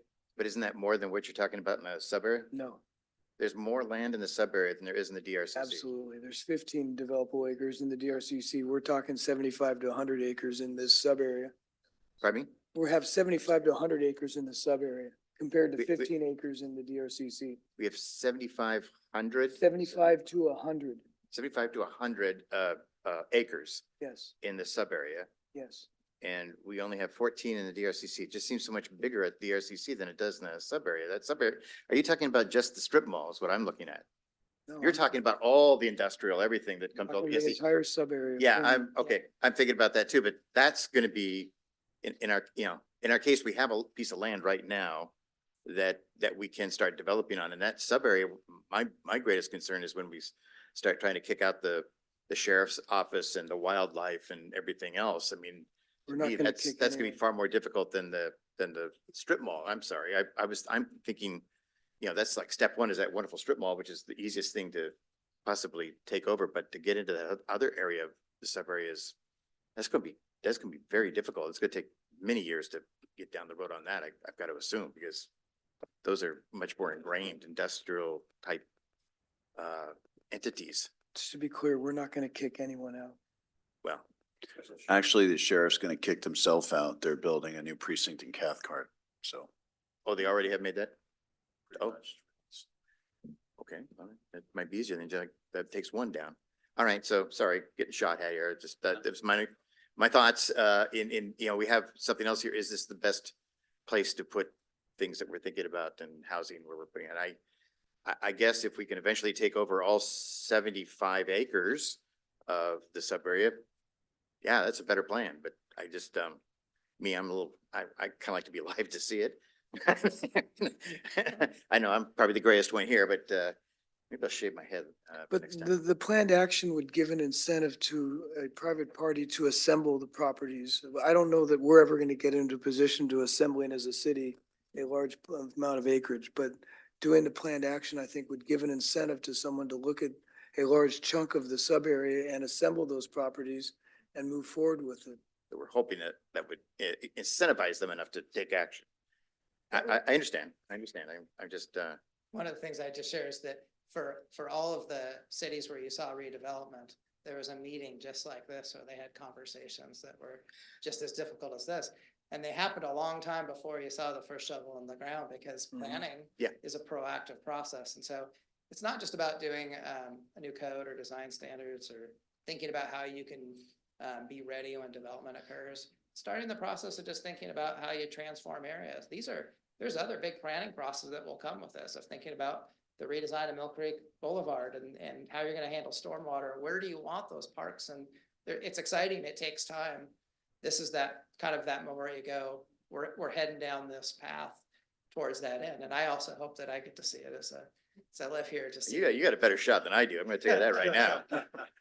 But this is that first step towards that. Councilmember Duque? So the second part is I wanted to see if everyone was okay if I could make a motion, if there wasn't any more. Let's see if there's questions. other questions, and then we'll throw a motion on the table. Okay. Councilmember Paddock? The one question I had, and this, well, the one question I have is there the environmental impact study, that portion of funds, is there a way to shift some of that cost to the developers? And I don't mean like a one-to-one, but if it is so enticing, right, that they have an understanding of the lay of the land, no pun intended, about what they're building on, would that allow the city to charge a higher amount of developer fees because it's an easier, or it's a better deal for them over the long run. And, you know, over the 10 years this is gonna take, I'm sure 200 grand isn't gonna be that much, but it may be a way to assuage some of the, you know, the sting of that cost up front. I don't think there's a way to recoup that piece of the cost, but maybe the thought process would be, if you're investing an extra $300,000 in a planning process that helps facilitate development that happens faster, and then you're getting those building permits, jobs, sales tax revenue, all of those things are happening maybe at a faster clip because you're looking at the infrastructure improvements, you're looking at how they're gonna get paid in the timing. And I think that that's where you recruit those dollars. There are, when you look at like infrastructure improvements, there are ways where if the city was gonna front load some costs of having latecomers agreements that, you know, you pay this much when you tie into the new stormwater system, or you pay this much to help pay back for Mill Creek Boulevard. And then hopefully some of this will also open up opportunities for more grants as well. That once you can kind of identify the improvements that need to be paid, you get those in your capital facilities plan, that opens up some funding. Sorry, Councilman. Councilmember Cavalieri. Thanks, Mayor. I shared the same concerns as Councilmember Paddock, is how do we, excuse me, recoup these funds or these fees or whatever we would call them later. I came into this meeting thinking option one. Then the more I started to listen and hear about option two with a moratorium in place, like the mayor mentioned, that sounded like a great idea. Then the more we My talked about. moratorium was an option 3, not option 2.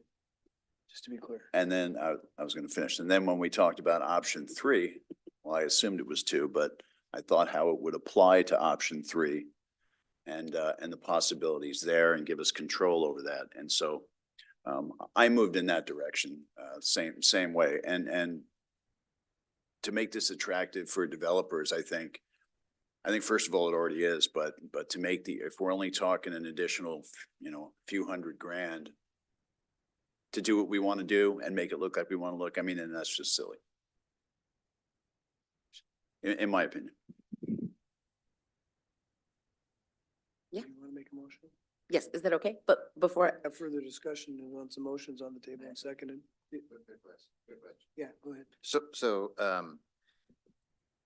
now that I understand that these studies would be for all the sub-area plan, some of that's, is there any, what's the right word? No, I was thinking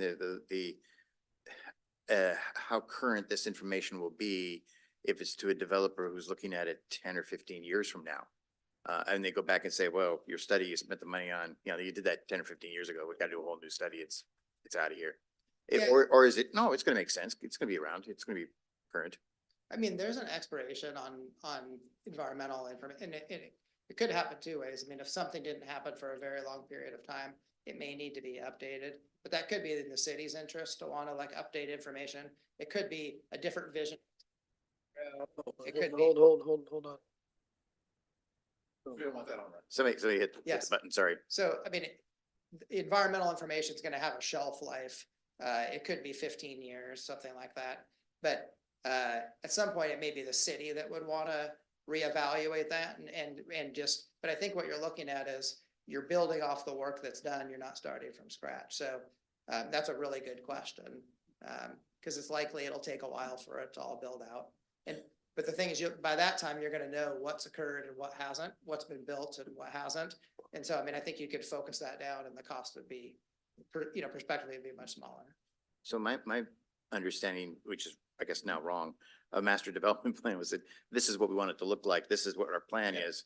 But these environmental studies of information that would be relevant to a developer taking a look, if this was open land that we owned, I'd say that makes a lot of sense because it's gonna make it more attractive and they're gonna come running. But we're talking about a plan for here.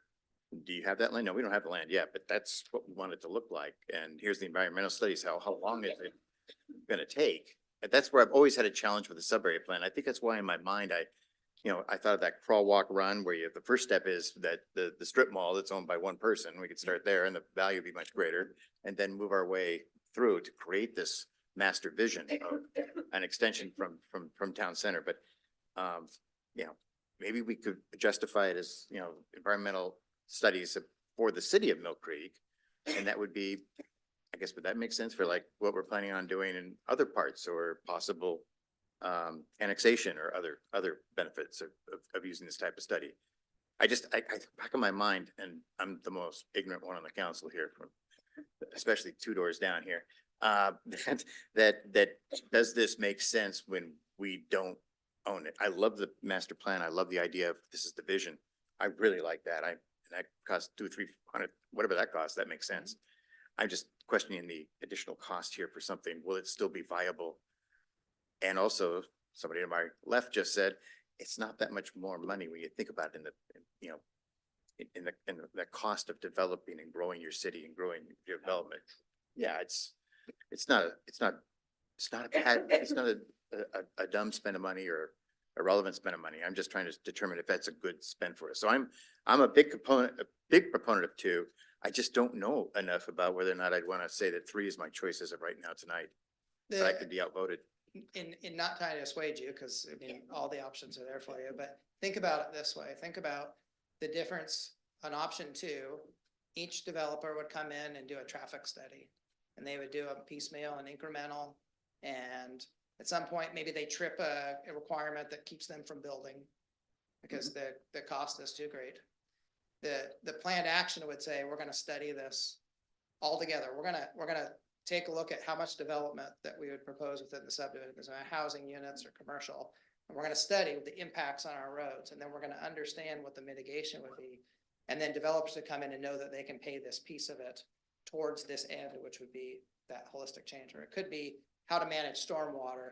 Each individual development coming in and saying, this is how we're going to handle stormwater, but there isn't any regional stormwater. So, I mean, I think that the benefit is not only does it tell a developer, hey, here's some steps I don't have to go through. I got to pay all the same fees and I got to do all the things, but I just don't have to, we're not doing it incrementally.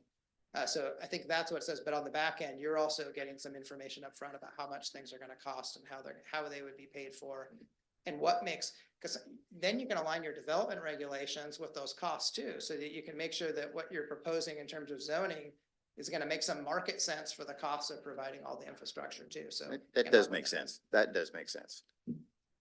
And there's nothing wrong with thinking outside the box like you're doing and asking these questions Yeah. because I mean, I know about as much as you do as land development and again, I've become convinced. So,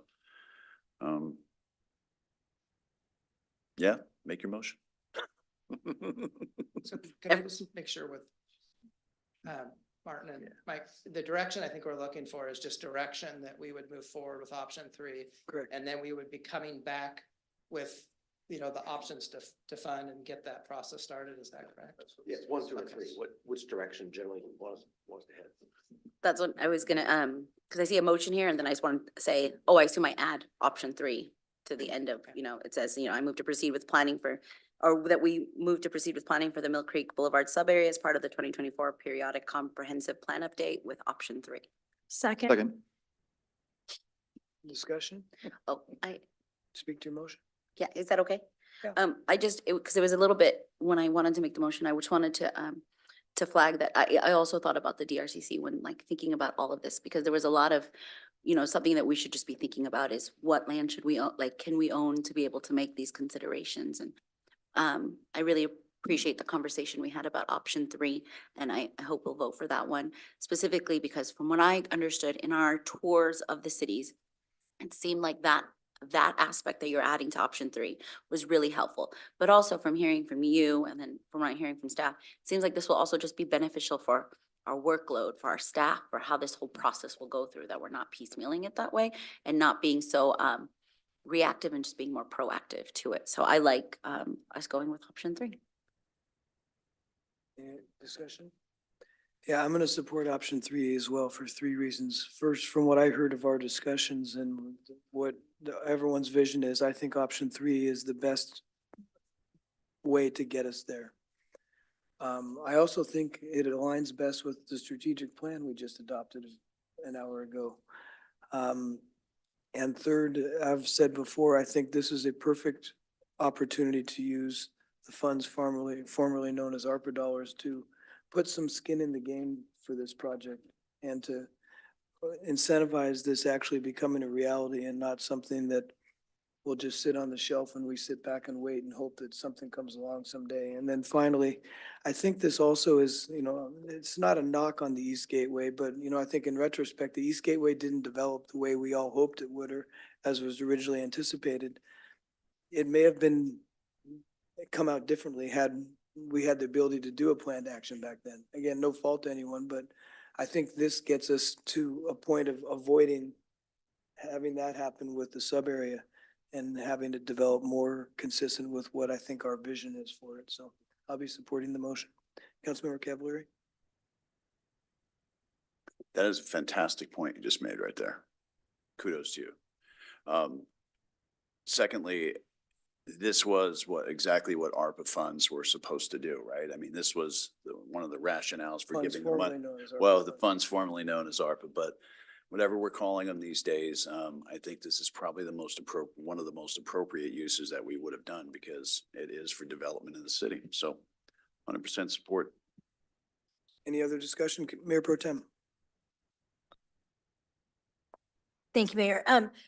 I agree with Councilmember Decay on this because for me, one of the things I took away from our tours really was how they had incentivized development and incentivized change by providing for some of these elements and starting some things themselves. And so to me, this is the best way to make that happen. And also to the mayor's point regarding the urban, what is it? East Gateway. East Gateway. I would like us to come up with a comprehensive full plan and learn from what did come to be reality in the East Gateway. So I'm really excited about using option 3. And I do think that this is an excellent use of the RPV funds. And so, kind of goes to the purpose of what those were here for. So thank you. Any other discussion? Hearing none, all those in favor of the motion, please say aye. Aye. Any opposed? Any abstentions? The motion passes unanimously. Thank you, Director Dodd, and thank you, Clay. Appreciate it. Thank you, Clay. Chief, lock cameras.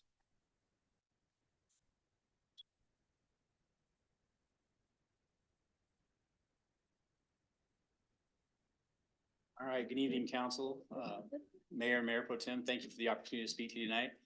I am joined by Vaughn Rowland, who is a representative from Flock, and I'm just going to give him just a minute to introduce himself. Vaughn, if you'd like to take that moment. Good evening. I'm Vaughn Rowland, Senior Manager of Government and Community Affairs at Flock. Happy to be here to help assist and answer any questions that are needed. Thanks, Vaughn. And we're going to do this is a study session again, but we're going to be asking council for some more direction at the end of this presentation. This is a very significant program that we're looking at. A lot of benefits to the community, but it has a significant cost to it as well. But we feel that this is a very important project to be moving forward. So a little bit of just a review about what we talked about last presentation about Flock function. Flock is an automated license plate recognition camera, gathers objective evidence and facts about vehicles, not people, obviously. We're looking at the back of vehicles that are passing through cameras and taking still images of those vehicles. Alerts police of vehicles with a law enforcement status. In other words, the only time that the police are notified is when a vehicle passes through those cameras that has an active law enforcement status, meaning that it's either a stolen vehicle, is associated with an individual that is wanted, or has missing persons information associated with it. Information that is in our CJIS computer already, which are criminal information justice systems. It's used to solve crime. This is a really amazing investigative tool. It's permissive under state law. There is no restrictions on Alpha cameras. It is well stated that license plates that are in plain view are not a privacy issue. There's no expectation to privacy to those license plates. It's proactive and investigative. In other words, we're getting information from the system, the software, that allows us to notify us when there's vehicles with law enforcement status around. But we can also go back and search that database of vehicles that are captured by the system and use that to investigate crimes that have happened in an area within the city of Mill Creek or outside the city. And it's a crime deterrent. These systems are becoming more and more widespread, used throughout the country, and they're becoming known as a deterrent for individuals that are coming to their area trying to look to possibly commit crimes. A little bit more about the function. The images are owned by the city and only shared per department policy. In other words, once we take the image from the Flock software system, it's downloaded into our evidence software base, and then it becomes our property. And it would only be released through our PRA or through our policy that we would establish. 30-day retention is set by Flock unless we pull that image from Flock system. So in other words, we only have the capability of retrieving that image for 30 days. And after that, Flock is going to redact it from their system and it's gone.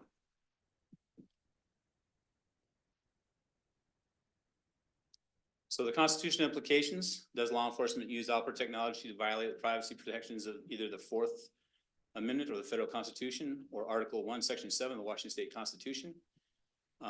Is it likely that the court may replace restrictions on law enforcement's use of ALPers or the automated license plate readers?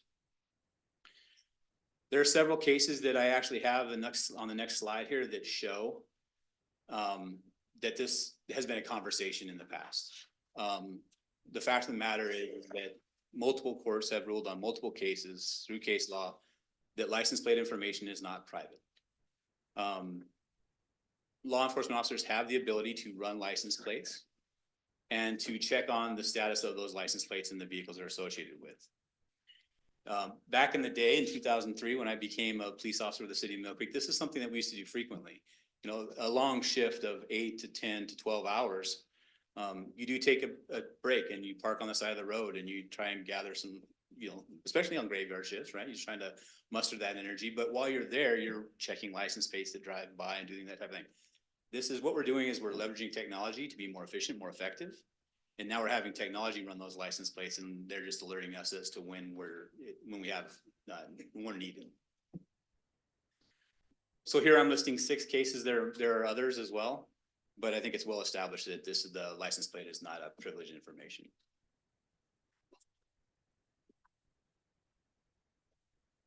And the slide just goes on to what I was just explaining. So the benefits, Alpert technology is utilized to gather as much objective data as possible. So our best bet is to utilize as many cameras strategically placed throughout the city to gather as much information as we can regarding the vehicles that are entering and leaving the city to provide a higher public safety effort. The proposed camera placements at entry and exit points throughout the city detect vehicles, law enforcement status. And they're really set in place to check the high traffic volume areas that are associated with our neighborhoods, parks, and public gathering locations. So it's really kind of timely. It's interesting that 5 days ago there was an incident in Indiana where an individual who is experiencing some memory issues, elderly individual, got in his car and left his residence. I have a quick YouTube video that I'd like to show you if it'll work for me.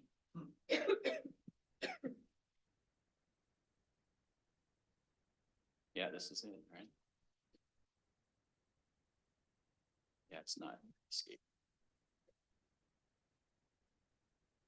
Now I'm gonna skip past this commercial as fast as I can. Oh, there we go. Look at that. Okay. Show you. Yeah, exactly. Yeah, he showed you.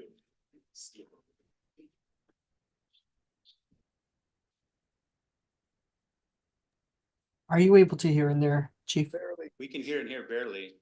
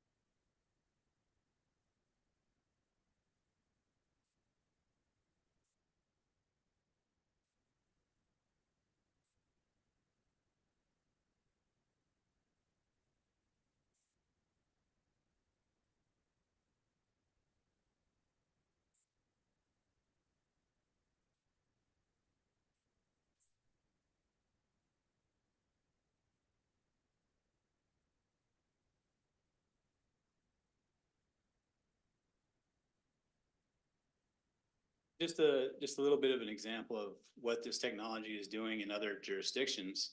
Chief, can you give a synopsis of what you just heard? We were not able to hear on our end. Sure.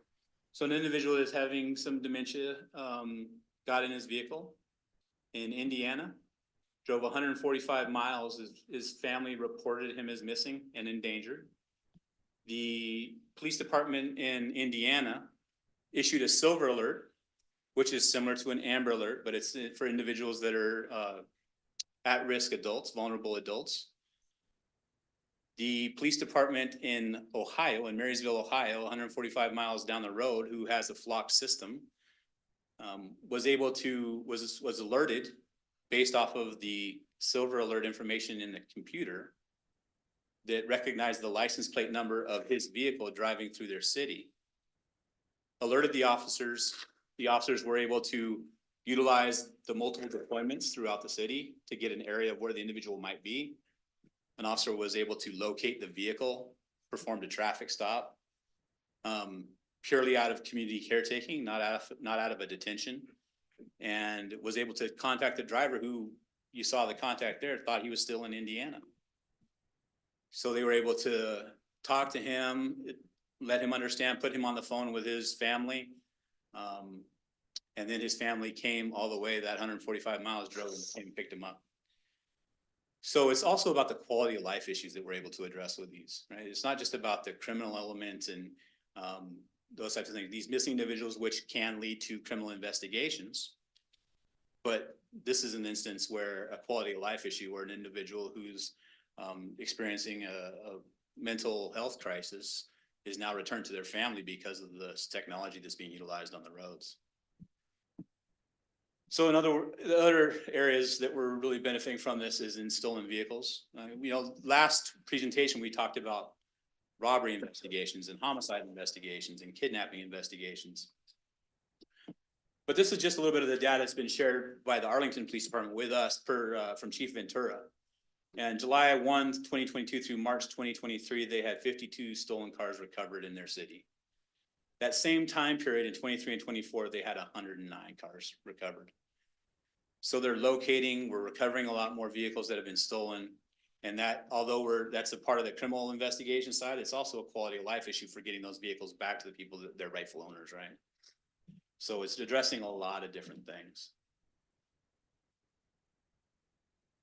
So the department has adopted this policy and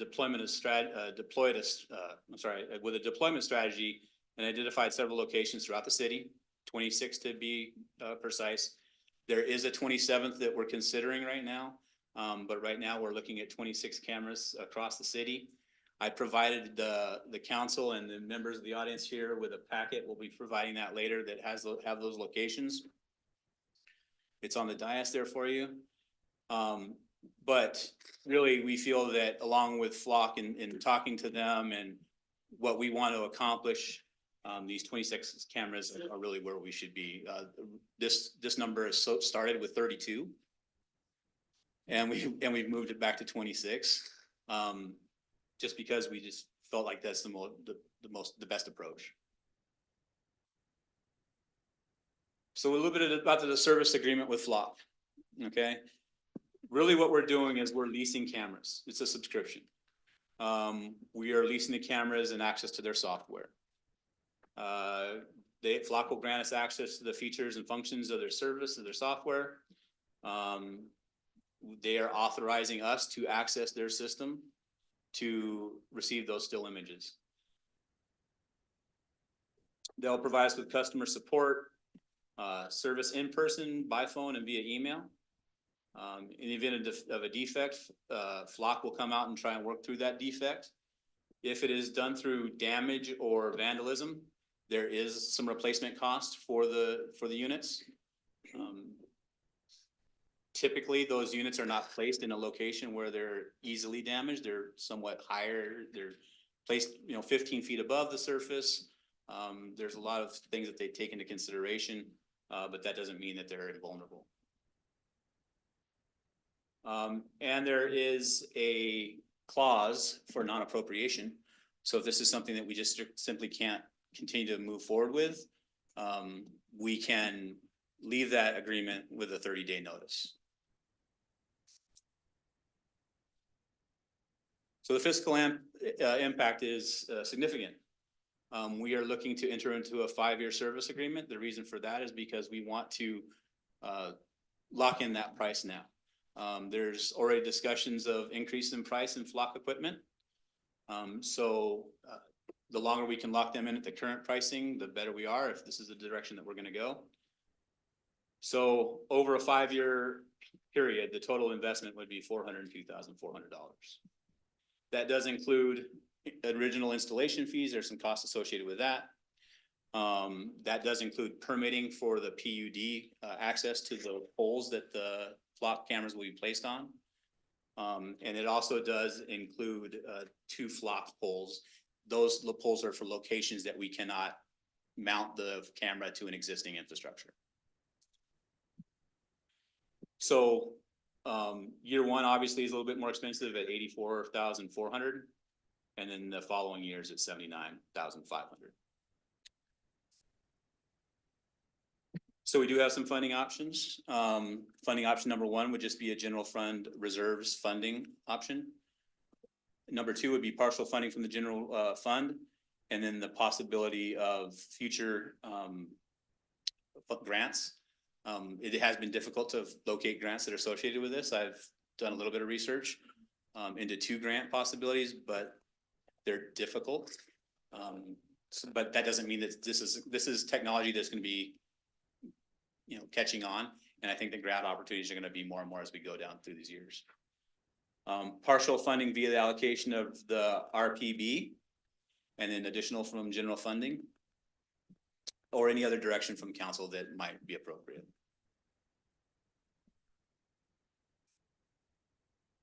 Any questions? Councilmember Allison. Yeah, so City of Everett is looking at putting 74 in the City of Everett.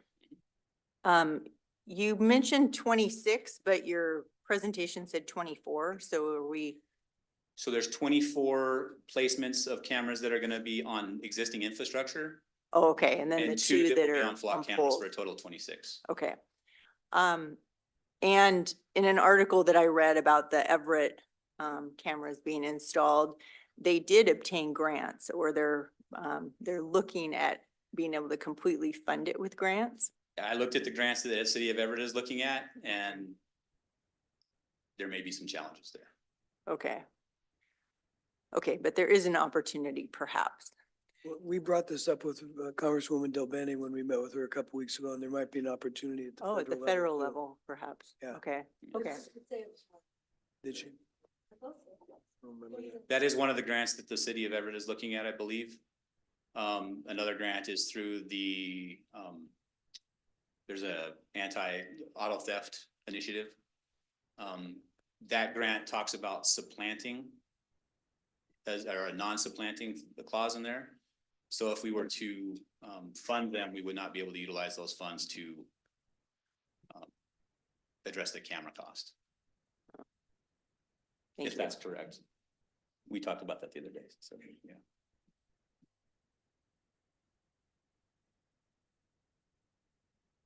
Councilmember Cavalier, I'm sorry. It's all right. Thank you, Mayor. Man, I love the idea. I hate the price tag. I gotta admit, I got sticker shock when I saw that. Personally, I mean, I would prefer to maybe pause and see. I think like some of my fellow council members were saying, if grant money were attainable first, instead of just installing them and hoping to get the grant money later. And when we talked about this, I thought maybe, and I guess in my head, I had a misunderstanding. I thought maybe 6 or 7 cameras along South Everett Highway would cover it.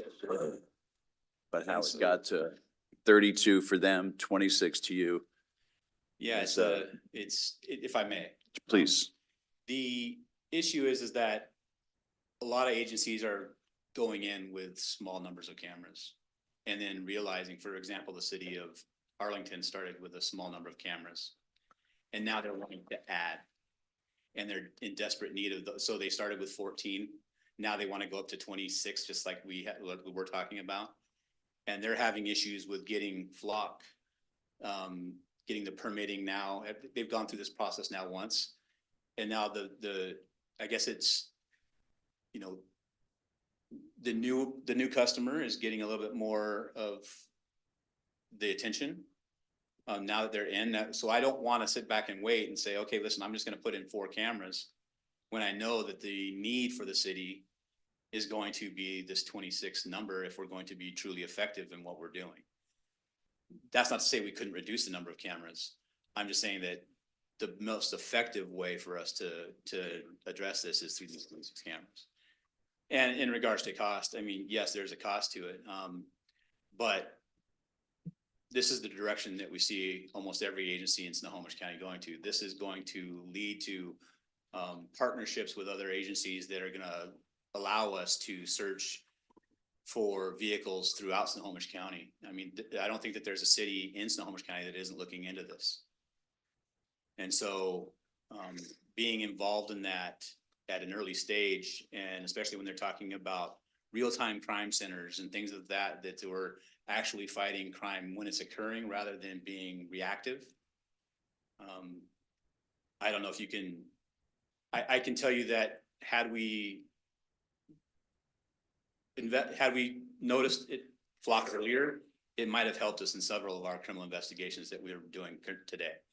Homicide investigations, home invasion robberies, things of that nature. We would have had the information sooner and more detailed information right away, rather than waiting and trying to just obtain that information through boots on the street. Mayor Pro Tem. Thank you, Mayor. I forgot I'd already hit my button.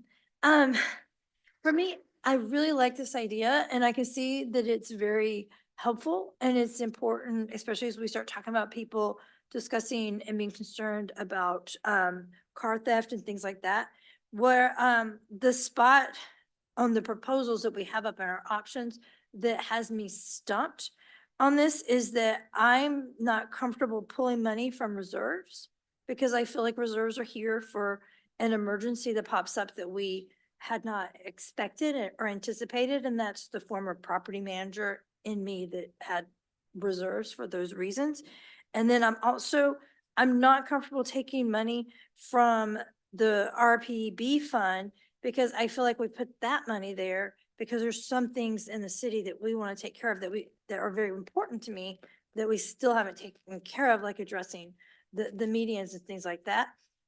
So I like to see another way of how can we pay for this without using those buckets of money, because I'm not comfortable dipping into either of those buckets of money, if that makes sense. And we'll continue to look for those grant opportunities, and discussing those grant opportunities that were mentioned by Everett with the finance director and the city manager. We didn't feel that those opportunities were actually going to be fruitful. That being said, there may be for future opportunities that come up. You know, I don't know, you know, it is a significant investment. There's no way around that. That being said, you know, the benefits that we have seen from this system in regards to solving homicides, in regards to solving robberies with firearms, in regards to kidnapping, in regards to individuals that are experiencing, you know, vulnerable adults that are traveling 145 miles away and being found, who would have never been found otherwise. I mean, they're the whole state away. I mean, that's the difference. And I understand it's expensive, but I also think it provides a tremendous public safety benefit. Councilmember Duque. Thank you. I had a couple questions. One, thank you very much for all this information, especially the additional information on constitutional. Found that very helpful because I know that was something that I asked about and I looked into as well. So thank you for providing it there. And thank you for this, for you know, those who can't see this online right now, but the images of the locations and what you're thinking about, that was very helpful for me. It's a little surprised that there weren't more like on 132nd. But obviously I'm not, you clearly looked at this knowing your areas that you were thinking about. I was also surprised because it seems like some of these are actually on parts that are not City of Mill Creek, like it's on the other side.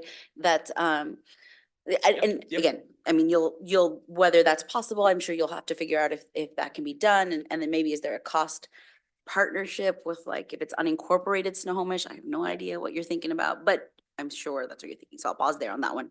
And yeah, and that's one of the things that we are looking at too, is, this program is already active in Mill Creek.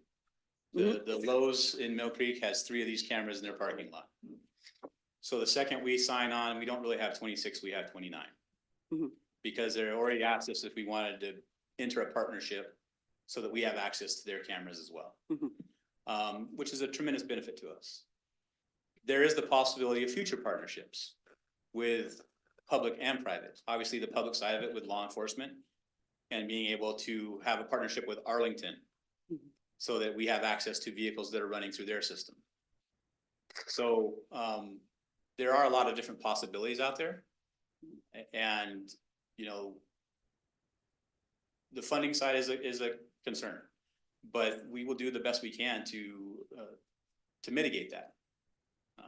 But I think that it is worth the discussion and worth the investment. Absolutely. Thank you for that. Because that's why I was starting to make notes, because I was like, oh, this is on this side of the street. And I don't think that's Mill Creek. But we can have those conversations outside of what you're trying to figure out here, because I see what the ask is for today versus like the nitty gritty details about that. So here are my other questions. Oh, well, actually, this sparked. You mentioned that Arlington had started with 14 and is now looking for more. I don't think you meant it this way, but now I have concerns about Flock not treating us with the same care that they would with new. So I don't think you meant it that way, but that's something to, to consider. Like if we're a shiny new client versus someone that they already have existing relationships. And it has to do with some of the locations that they're requesting. Okay, sure. So maybe not there's with some other Flock. things some permitting issues as well. So it's not just Flock. I mean, Flock handles all the permitting in this process. Okay. So they're trying to navigate the permitting through different entities. And so that can be challenging at times. So that's set that back a little bit for them as well. That makes sense. And then because one of my questions was how large is Arlington versus Mill Creek? And then I was able to look that up. And so I think we're 4.56 miles. Everyone's nodding. And it looked like Arlington was 9 point something. So if they're going to 20, I guess I have a concern too about how many we're going to for our square mileage of the city of Mill Creek, if we're that. But of course, I'm, And that's about access points as well. Because we have When lots of When it. you drive into the city of Arlington off of I-5 and you get off at 5:30 and you just head east, it's a long stretch of roadway. Their access points to their city are not as abundant as off of 132nd. Yep. Or off of 527. Yeah. And it's just about the traffic pattern. And that's why I just want an opportunity for you to to touch on that. And then my next question, sorry, they're all like around here. I assume you also, in terms of looking at locations and things like that, we're thinking about areas where generally potentially stolen cars are kind of dumped or like are known to be left behind. I'm in part of those Facebook groups where people can post a plate and say, can someone run this for me, kind of a thing. And I know there's known areas in Mill Creek, at least according to other people's comments about the relationship with the police. So that's the human side of this. Yeah. Is that we're focusing on entry and exit points, as well as a few spots throughout the city would say, okay, now I know where they're heading so the officers have to know where those areas of concern are. And then once they get the hits from the Alper, they can concentrate on those areas so that we might have a higher rate of vehicle recoveries or higher stolen vehicles reported. Thank you. And then, okay, I asked about that. Has there any, and this might be way off point, I don't know, but any conversation with the police guild about whether they support or or thoughts in general about this? I get asked every day by officers, what's the status of flock? Good. They are, So they there are is no interested. discussion, there has not been discussion with the guild. Officially, correct. Officially, as this is more of an operational thing that we're trying to implement. But that being said, every officer in the department is eagerly awaiting a decision either to move forward or not. But it is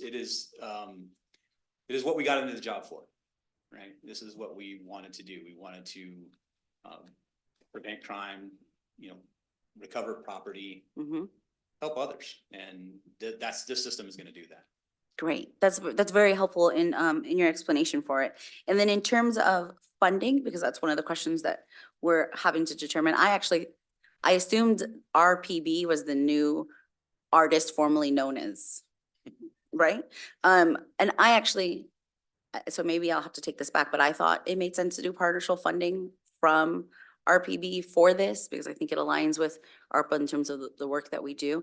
I was also interested in just thinking through, because we just had that conversation earlier today about the public safety tax and distribution of where we currently collect from that. So I wonder if there's something in that area because this is so specific and it feels like that should be coming from that funding. And if that funding is not enough to cover these kind of things, then that's something to discuss. But I just wanted to share that with my fellow city council members in terms of the options that the chief is here to ask us about making a decision to move forward. That's one of I thought it could come from RPB. And of course, ideally, we would be looking at grants, but I can see why this would be so difficult. Also, maybe competitively for grants, because it seems like everyone is interested in this. So I could see the places where we might get requests would already be receiving those requests from like 3 other cities instead of us being a pilot project. And that's my questions and discussion. Thank you. And I will say, grants are very tricky that way. And we've been, we've been denied grants because of the fact that we have large reserves.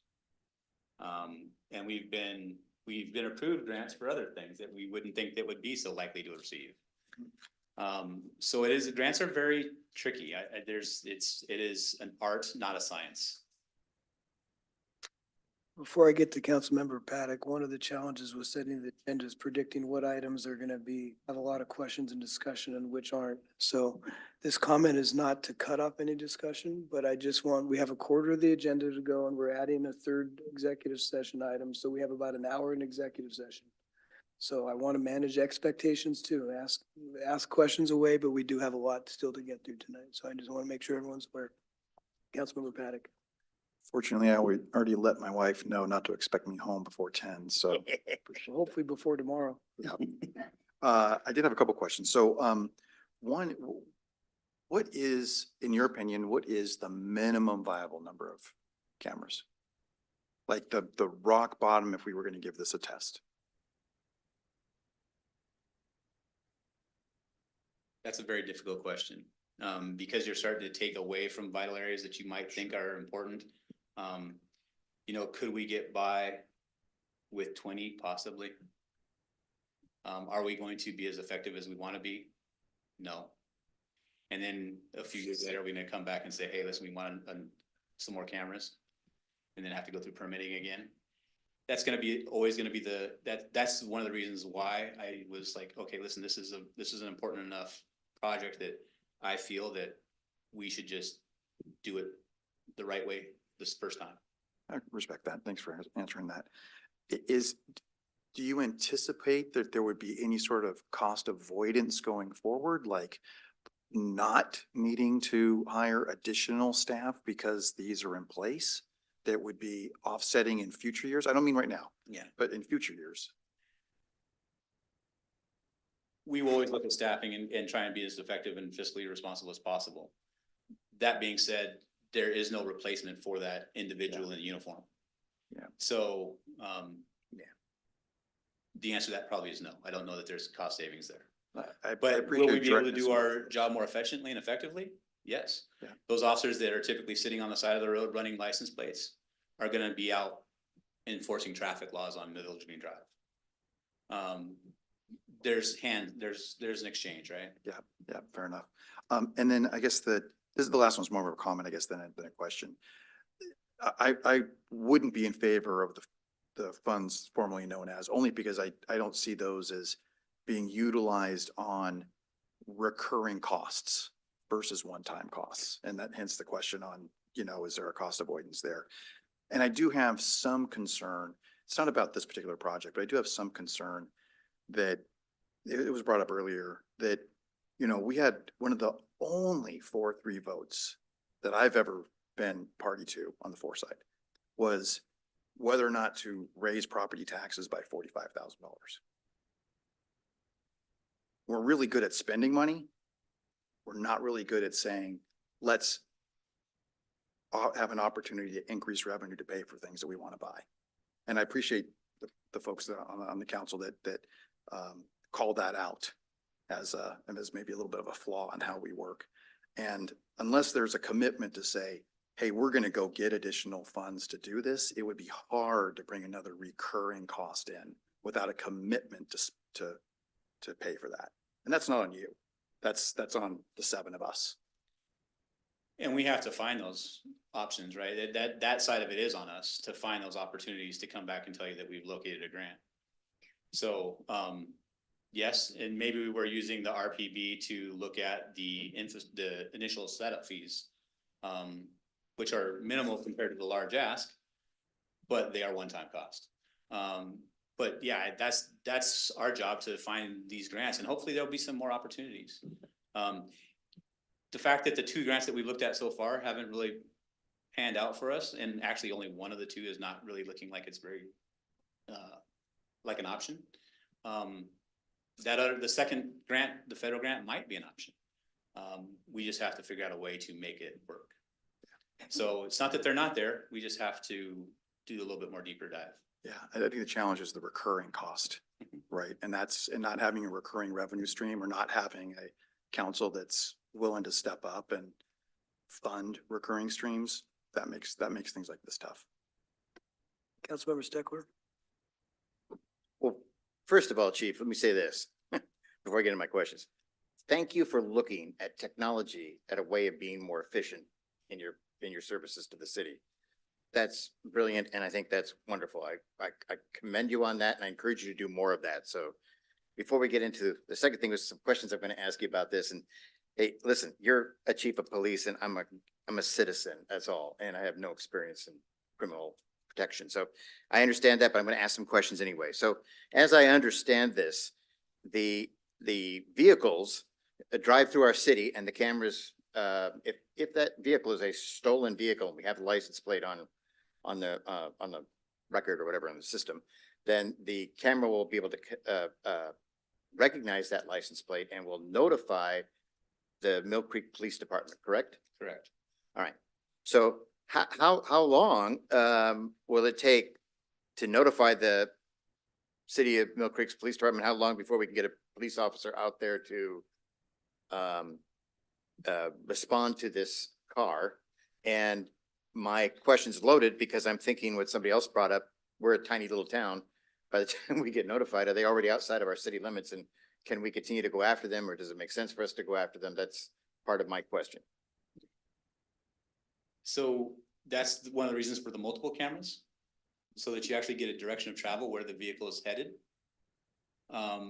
That's why they're entering and exiting our city. That being said, the notification is instantaneous. It's seconds after the vehicle sees the camera will see the plate, and it's seconds before that alert is now sent to every officer in the department. So an officer will be notified within seconds. Yes. Okay. And if they go outside of our city limits, will our officers pursue them? Well, it depends on what the alert is for. Stolen vehicle.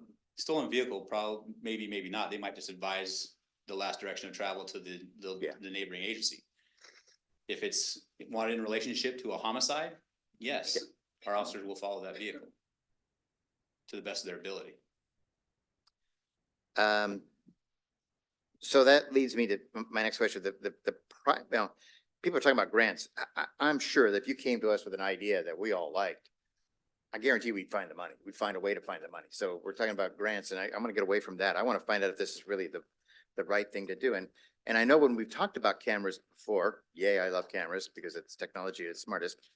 I was also a proponent of where we have a problem, like the speeding on 527, especially at night, and the ability to put cameras on that street. And what I love about red light speed cameras and red light cameras, but when somebody performs the infraction, we don't have to notify our local police officer. It's automatically captured on camera, and we just have to have an officer reviewing the cameras and be able to issue the citation. So that, to me, is the best use of cameras, which is not really the way we're using cameras here. I mean, if we could, you know, get a license, get a picture of a license plate, and that's a stolen vehicle, and I could issue a citation or arrest warrant or whatever for that, but I can't because I don't know who they are. So I'm trying to understand how we could best use it. So in my opinion, if we're going to look with cameras, I want my first $80,000 spent on the ones that really are a current problem for us, and that's the speeding and red light. I don't know about red light infractions, but I know about the speeding on 527. So I really want to get that captured. This is an added benefit. I like this. I do like this in our parks. I do like this around our schools. I mean, there's certain things I like about it, but if it was my first 80 grand, I would hate to say, well, can't afford the red light cameras or the speeding cameras because we already got 80 grand invested in Flock.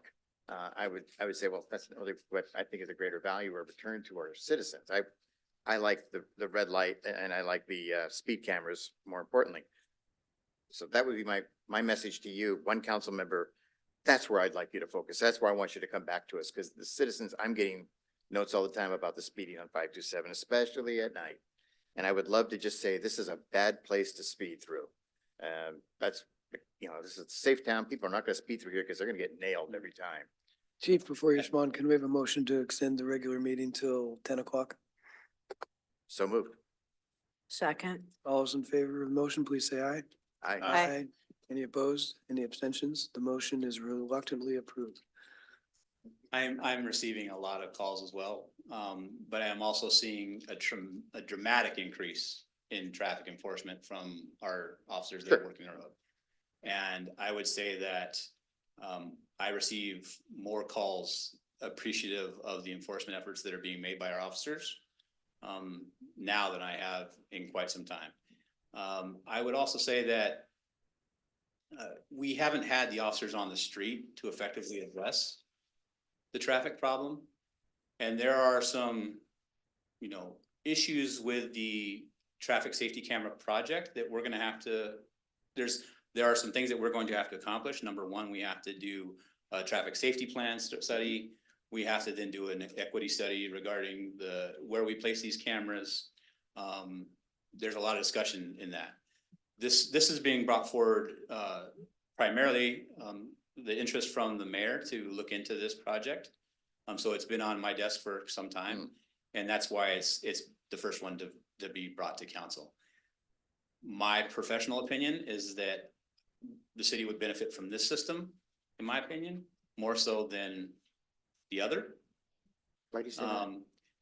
I just think that we have a very efficient means of taking care of the traffic safety problem through our officers and our traffic enforcement efforts. I think that we haven't shown that we can effectively, I believe we can more effectively address the traffic safety problem once we're full staffed.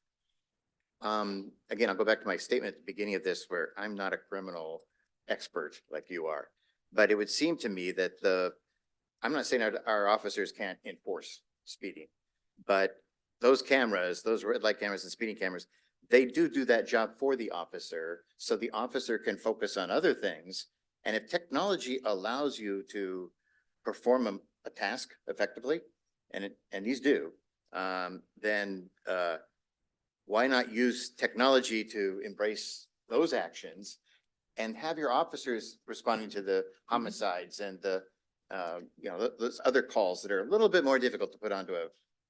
I think it is something we will definitely pursue and hopefully leverage that technology as well.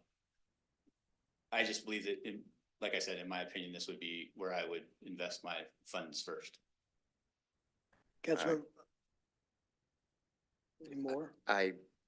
There's others that haven't asked any questions yet. I think I'm the last one. Haven't I was asked waiting to anything. go through everybody so they can talk first. But if there's somebody else, that's fine. One last thing. I do agree with the Councilman Cavallari that this is a significant amount of money out of the chute. I think I would like to look at supporting more of a smaller deployment initially. Show us that it works. Show us, even if it's just on 527, or in a small area, that if we were to double this, we could be far more effective and project out the kind of results we get. I think we would have no problem with that. And I'm still encouraging you. So I would like to support more of a slow rollout. I'm sure that this company would, if we wanted another 20 cameras or 30 cameras, whether we're a new or an old client, I'm sure they'd come. I apologize for that. I'm an old salesman. That's a run and jump thing. I would definitely be there on your doorstep. So I don't think that's a problem. But I think if we could prove it, I think it'd be easier to get that additional funds. And I would support that. And I would still encourage you to look into, at least bring to us for discussion, what types of elements are involved in red light or speed cameras. And even if we tested those on just 527. Yeah, those conversations are coming. Oh, good. Thanks. Thanks a lot. Councilmember Ellison. Yeah, just one more thought. So you said that there's some privately owned cameras. I think you talked about Lowe's the last time we had a session on this topic. So if you could link into those privately owned cameras and then just have a few more, could you see how that could maybe work as an initial implementation? Yes. We can always look at a smaller implementation. What we've seen is that, and maybe Vaughn, maybe you can speak to this, but what we've seen in the agencies that have gone through this is that most of them do start out with a smaller implementation because it is an expensive investment. And then they realize the capabilities of the software and the camera and the technology. And they're back at the doorstep asking for more cameras. So I don't know, Vaughn, maybe you can speak to that. I don't know if that's typical. Yeah, it's very typical. A lot of, you guys have spoke to the idea of the sort of expanding as you go along, and that is very typical. It's very typical, and I'll speak to the point about those privatized cameras as well. Chief White will always have access to that as long as that relationship is there. So we have partnerships with Home Depot, Lowe's, and several others. So that's always going to be there and always used as can always be used to supplement the initial amount of cameras that are currently or would be in Mill Creek. But to his point, yes, that's typically what happens. Is that, start off with a pilot just to get a feel for it and be able to gather more data around the ROI and effectiveness, and then typically you start to slowly add more. To his point also around permitting, that's typically what sort of holds up how quickly we can come back in and install additional units. But again, I agree. That's typically the issue, or that's typically what we see, is that cities would like to come back and add a few more as they go along after seeing the benefits from it. My prediction is that Everett's going to start with 80 cameras, and by the next thing you know, they're going to have 120. The county's looking at this program. Lake Stevens is looking at this program. There is a long list. I believe it's now, when we first spoke, we were talking about 56 when I was initially 56 agencies in Washington State. That number went up to 59 before I presented to you originally. That number is over 60 now of agencies in Washington State that are utilizing this system. Are there any other cities as small as us? Yeah, and 100%. how many cameras are they using? Clyde Hill, Medina. Yeah, how many are they using? I don't know the specifics on how many cameras they're implementing. You're talking about, having formerly worked for the city of Clyde Hill. You're talking about a population of 4,000 people. So it's a completely different ballgame. They have, 2 entries to the city, 3 entries to the city.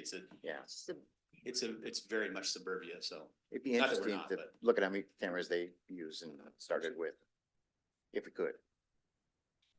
I'm sorry? Clydeville, Medina, they also. I was thinking of a small one like us. Chief, a couple questions and a couple comments. In terms of the traffic safety cameras, with all the hoops we have to go through under state law, is it fair to say it'd probably be 12 to 18 months at the earliest that we could implement that if we chose to move forward? At the earliest. Okay.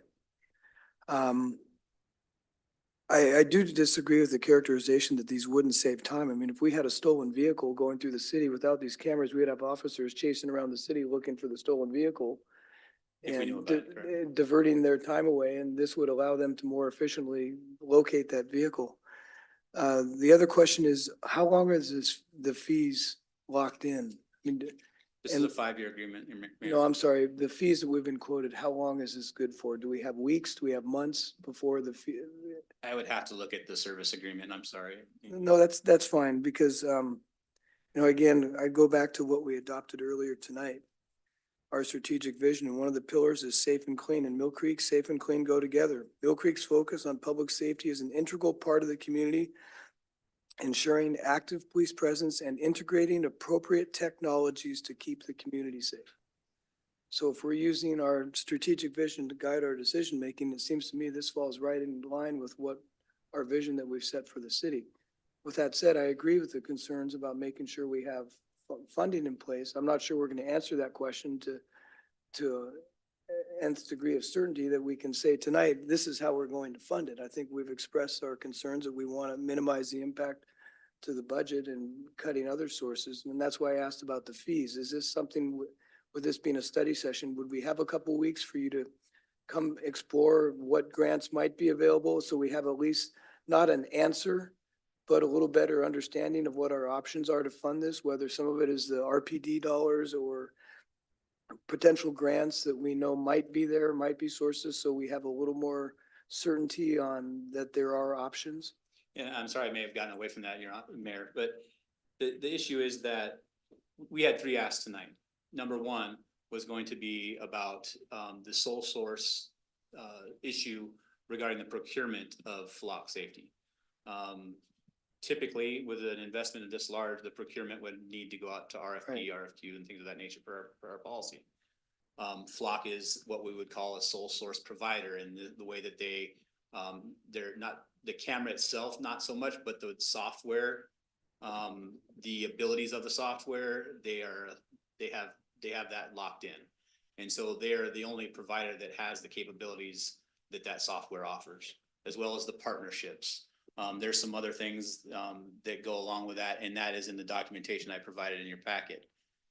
It includes the letter that's sole source. So that was the number 1 thing, to address that issue, though, for the council to waive the needs for a competitive bidding process. Number 2 was to, thank you, Adrian. I appreciate you putting that back up there.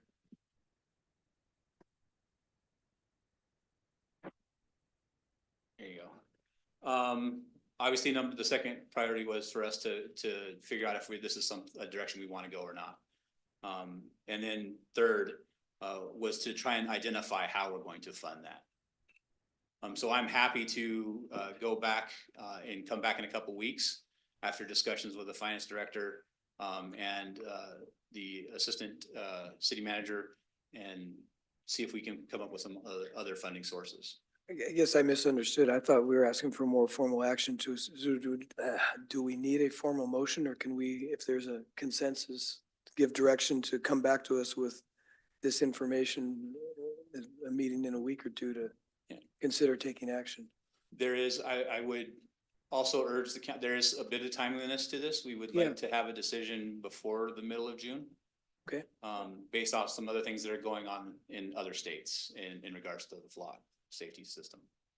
Yeah, I mean, like I said, I think this fits in line with our strategic vision. I share the concerns that I want to make sure this doesn't have a negative impact on the budget, and that we can know that we have some options for funding this to minimize that impact. But I would like to see us move forward with exploring this. Councilmember Duque?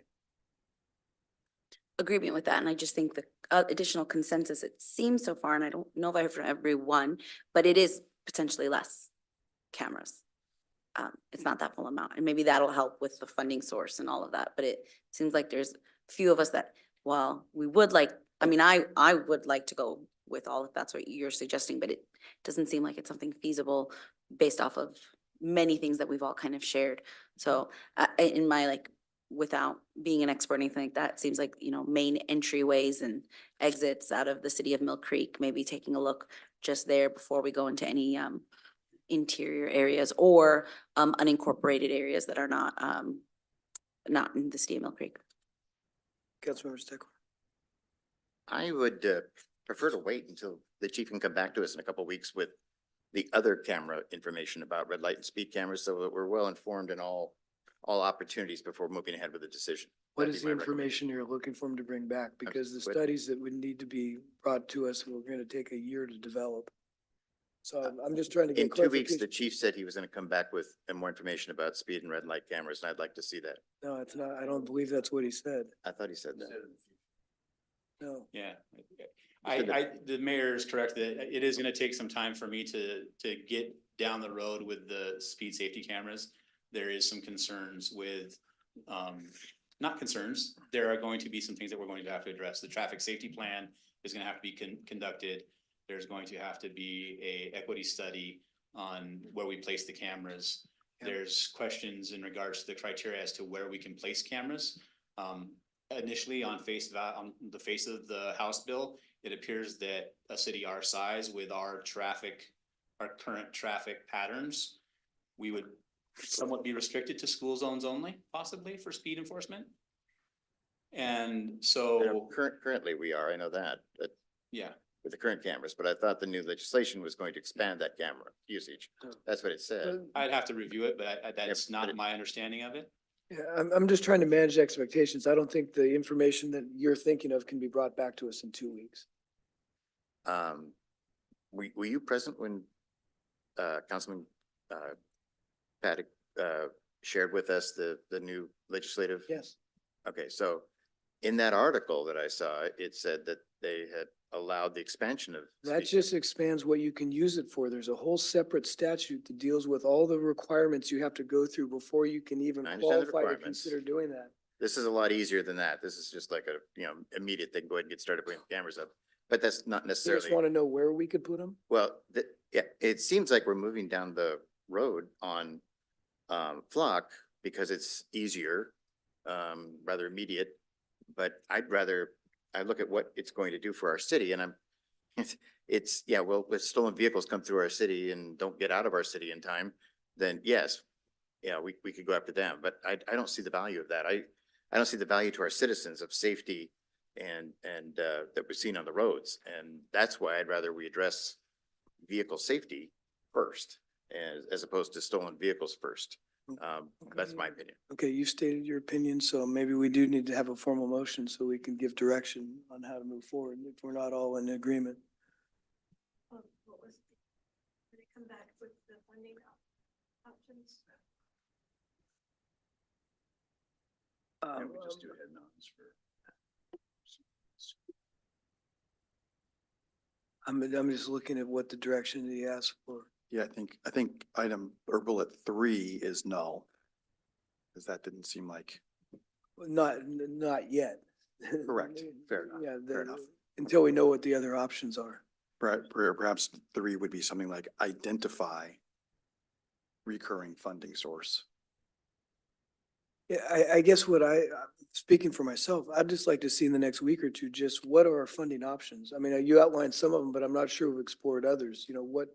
What grants are there? Could we use ARPA funds? The dollar figure is big, but on an annual basis, it's not that big. I mean, $75,000 wasn't what it was. And it's not insignificant, but it's.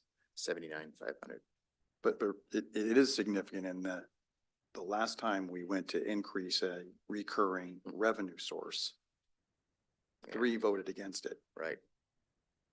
So it's significant and this is twice as much. Close to twice Wasn't as a much. recurring, that was an annual decision. Those dollars, Well, that every 45,000 that's gonna comes be in every year. increased Yeah, property it's taxes. recurring. It's gonna go on forever. Yep. Well, we've got to move this forward one way or the other, so.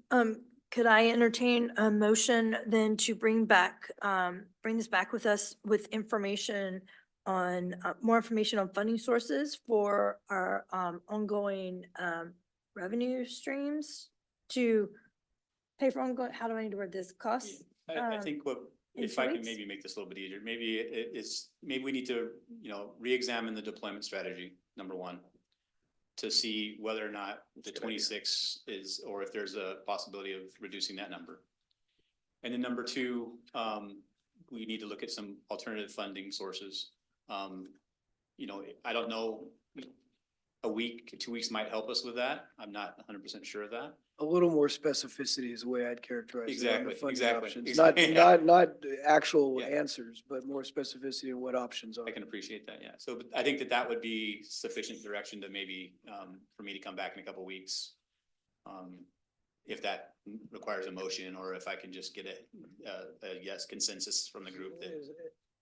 Is everyone in agreement with that? So we're not making a decision on these requests, but we're asking the chief to come back with. The finance director wanted to add something. in Yeah, agreement. Ramina? If I may also offer, it might be, I don't want the council to give us direction on this siloed issue. Because as we're going to, in the next month, we're gonna be talking about the budget and how you want us to move forward with certain level of service that we have to fund. And so if you move forward with a different, with a certain direction on funding this without looking at the bigger picture, I don't want us to be in trouble for that, because this is, like you said, this will be a recurring commitment for council. And we know for sure that other than this new ask, there are other increasing costs as well. So would council be open to just giving us direction for now? It could be with less of number of cameras, and a funding source, an alternative funding source other than the general fund and the RPB funding. It could also be that it would be a part of the discussion during the budget session where you're going to prioritize, is this technology a priority over the other things that are increasing in the public safety aspect? Because we have concerns over those increasing costs. I think that's in line with what we've thrown on the table. Can you talk a little bit again about the ability to get out of the contract? If for some reason a year, 18 months in, we decide that we're not getting the bang for the buck, are we able to get out? If you were to decide that we could no longer appropriate those funds for the police department to pay for that project, there is a non-appropriation clause in the service agreement. On the 30 days. 30 notice. days notice. So just some clarity. So you give Flock 30 days, say we're discontinuing. They're just gonna say, hey, we're gonna come back and get our cameras and take them down, no charge? I don't know if it's that simple. I Well, I would think like to hear, that's what it appears to me in the service agreement. But yeah, Well, if you, theoretically, that's if- yes. If you could confirm before the next, when you bring Yeah, back the that- that's- information, that that is- it's not like a so- lease where we're on the hook for the rest of the lease payments for the 5-year term. If I can go back to. So this is the non-appropriation clause. Without penalty or other cost. That's pretty clear. Makes me feel a little better. Ransom. Yeah, granted. So, yeah, we've been looking at a contract form. I think it's a little more complicated than that. And we'll be able to, I would love to have that extra week or two to give you a little bit more thorough answer than it depends.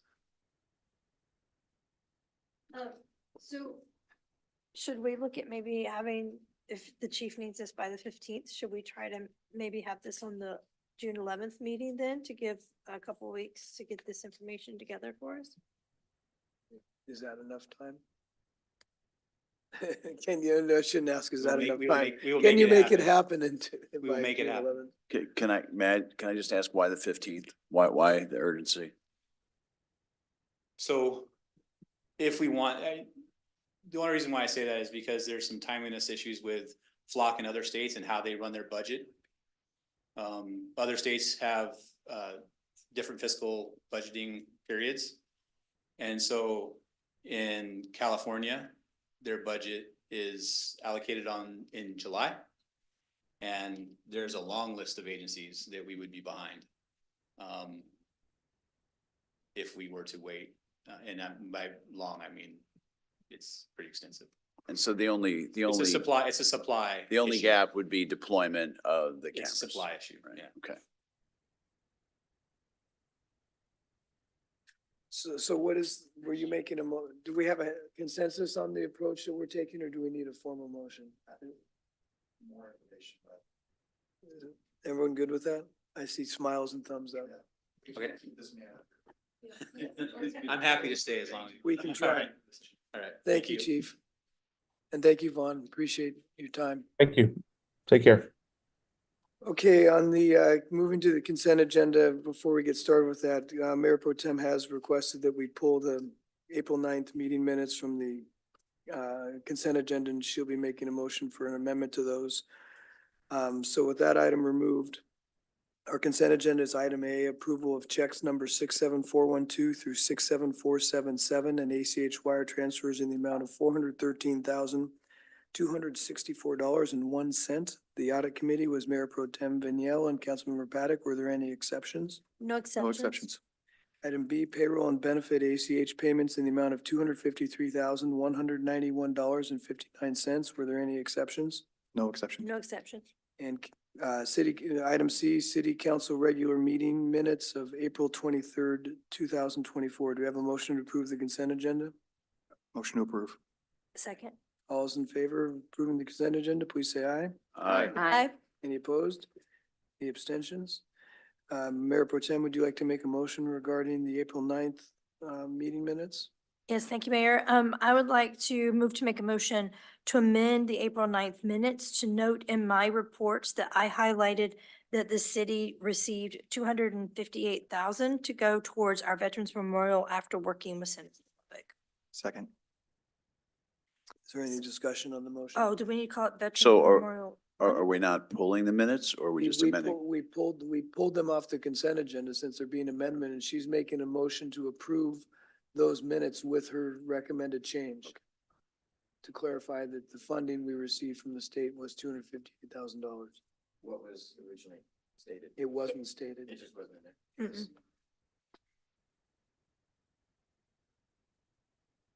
My comment was, can you say Yeah. monument instead of memorial? Can we say? Well, why don't we do this? Adrian and Martin, can you bring back revised minutes that we can look at before next week that reflect the change, and we can take it up then, so we don't have to Well, deal with it tonight? Yes. Okay, reports, city manager. Thank you, Mayor. Adrian, would you please bring up the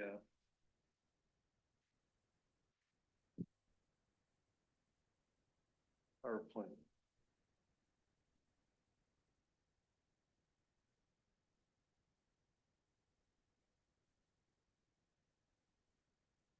So we're at our monthly end report again, so I'll, in addition to our city engineer will report, we'll go through this probably a little faster now since we're on a strict timeline here. So next slide, please. Same three PowerPoints, just give you an update on the three different bodies of projects, including the strategic high-level ones, budgeting, CIP, and else, their new RPV projects as well. So yeah, we had an opportunity to approve the 20-year vision, 3 to 5 year planning. So the rest of half the year, we'll do the 3-year strategic plan, as I mentioned in the past, earlier in the presentation, council meeting. 2020 comprehensive plan still on moving forward. We've gotten through about 25% of the elements, the 10 elements that Director Todd and his team has put together for covering through the comp plan. Those elements should be done, I believe, through the month of August. That's kind of what we're shooting for. I think we went through land, housing. I think we're halfway through economic development. I think, parks, rec, and open spaces is one. environment, transportation, utilities, and capital facilities, I think. So I think I covered all 8 or 10, 8, no 10, but so we're moving forward through those. And as the months move forward, you'll start to see those come forward in probably joint meetings with the planning commission. So DRCC, not much movement yet on that. We have the wetland study in. We're going to do some community engagement that was kind of put forward because we have some capacity challenges with marketing communications. So we'll start bringing that forward in the beginning of July. And then at some point in time soon, we'll also have a wetland study report for you from the, I think it's Wetland Resources. And then the biennial budget, we're starting to go into discussions about with departments on their budgets. We had some recent discussions on staffing, and as you heard earlier, we revisiting the need to hire a community development director, community development and planning director. We're looking at some other changes as well, and we'll bring those forward sometime as our finance director will bring forward the budget later on. Let's see, and that's it, and I'll hand it over to city engineer. Good evening. We are going to be going out to bid sometime soon, probably the mid to end of June, provided everything looks good on the pavement preservation program, and construction on that is looking to go between July and October. We have also gotten the data on the pavement assessment and are currently evaluating to create a program for the upcoming years to include in the capital improvement plan. Safe Streets and Roads for All, since we have the funding for that, we will be sending that out for a request for qualifications soon. Silvercrest Park and Grade C, both of those are going to be under construction in June. We will be having the pre-con for Grade C this Friday, and Silvercrest will probably be in another week or two. So those will start construction to be, and we anticipate the Silvercrest at least to be 40 to 60 days of construction. Library Park drainage assessment, we're working on getting an RFQ out for that. We're still waiting on getting the wetland delineation on that first. North Creek Trail improvements, we're working on how we're going to do that once we accept the grant. Sweetwater Ranch, we have identified the fact that it is the downstream pipe from the Sweetwater Ranch development going behind Holly. So we are working on alternatives analysis on how to replace that. We're going to do a temporary fix in the backyard of the homeowners in Sweetwater Ranch while we pursue environmental permitting at the end of this year, and then try to hit the construction season next year. And we'll be issuing our RFQ for the Public Works Yard Facility Engineering Study, as you heard recently from Engineer Bean, that we will be issuing that RFQ soon. One other item I want to bring up, just as advertisement for next week, I'll be talking to you guys about the capital improvement plan and doing a kickoff for that. So if you have ideas for large projects, I know this can be a little daunting, but if you have any ideas for large projects that may need to be done, please feel free to bring them to the study session next week.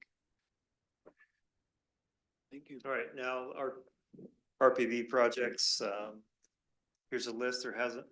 We didn't make many changes since a month ago on this plan. There's some progress on the police manual, which is very close to being complete, probably 98%. So the video, citywide video security system, we have one more camera to install at the farm. After that, we're gonna get some furniture in, and then we'll have an open grand opening on that sometime hopefully in the next few months. And I'm skipping around because I'm trying to figure out signs. Welcome, the signs, city welcome and wayfinding, higher up on the list. Those are being manufactured as we speak, and we should have some entryway signs done by the end of the year or beginning of next year. So they're being manufactured. But I think we got I think if you've seen also the banners out there. And so we have our Public Works Department on schedule to rotate those seasonal banners out. So those are installed.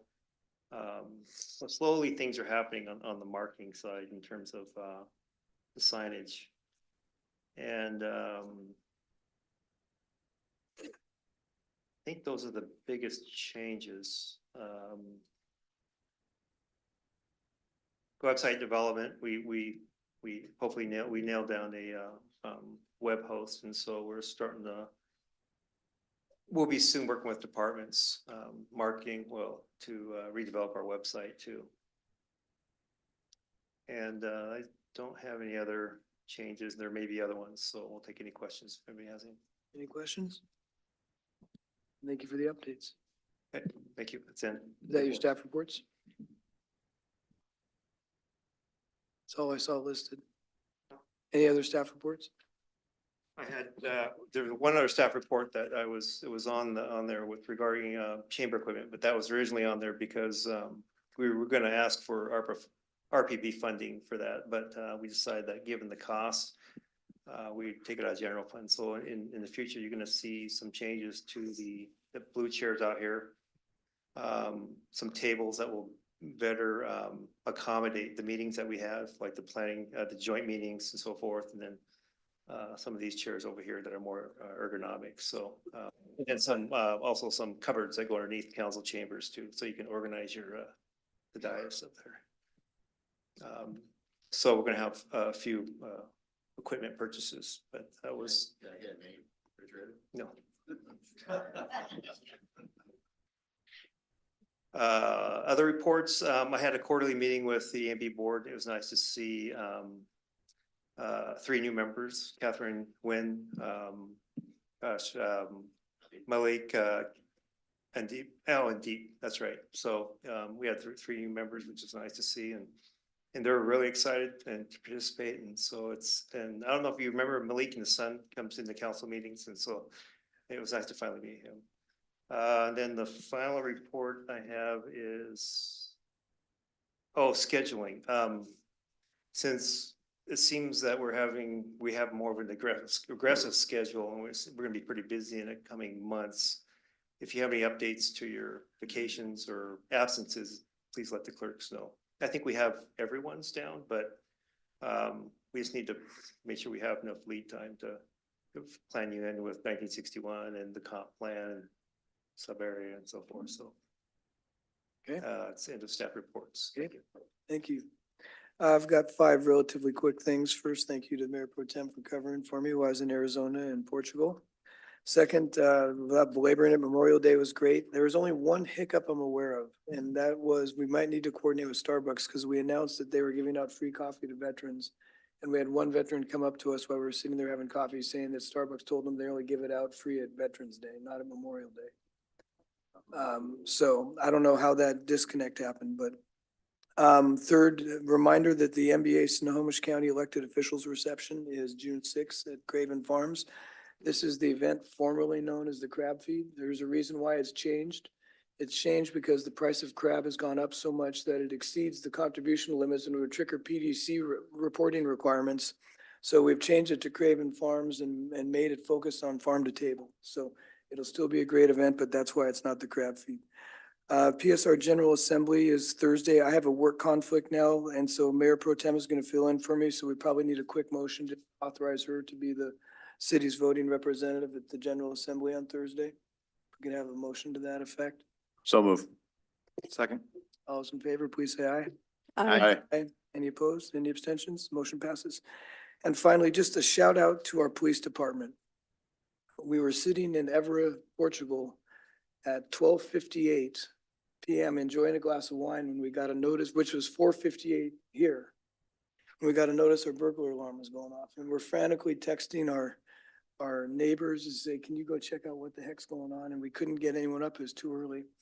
And I figured 911 wasn't going to work from Portugal. So I called the non-emergency line and was able to get through to a dispatcher who was able to send an officer out and check out and verify that everything was A-okay with the house. So appreciate the police department's efforts to help out there. So that's what I have.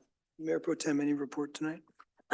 Thank you, Mayor. I have a couple things. I'll try to go quick since we're short on time. First, I want to say that the Memorial Day event was wonderful, and thank you to all the volunteers and everyone who showed up. It was, as usual, a really touching event, and it was really nice to be there and talk to some of the veterans who did come. And it was just a really touching event, and thank you. Second, I want to say I went to the first half of the SCT meeting last week, and thank you to Councilmember Paddock for jumping in for me on the second half, since I had something that came up I had to do that afternoon and couldn't make the second half.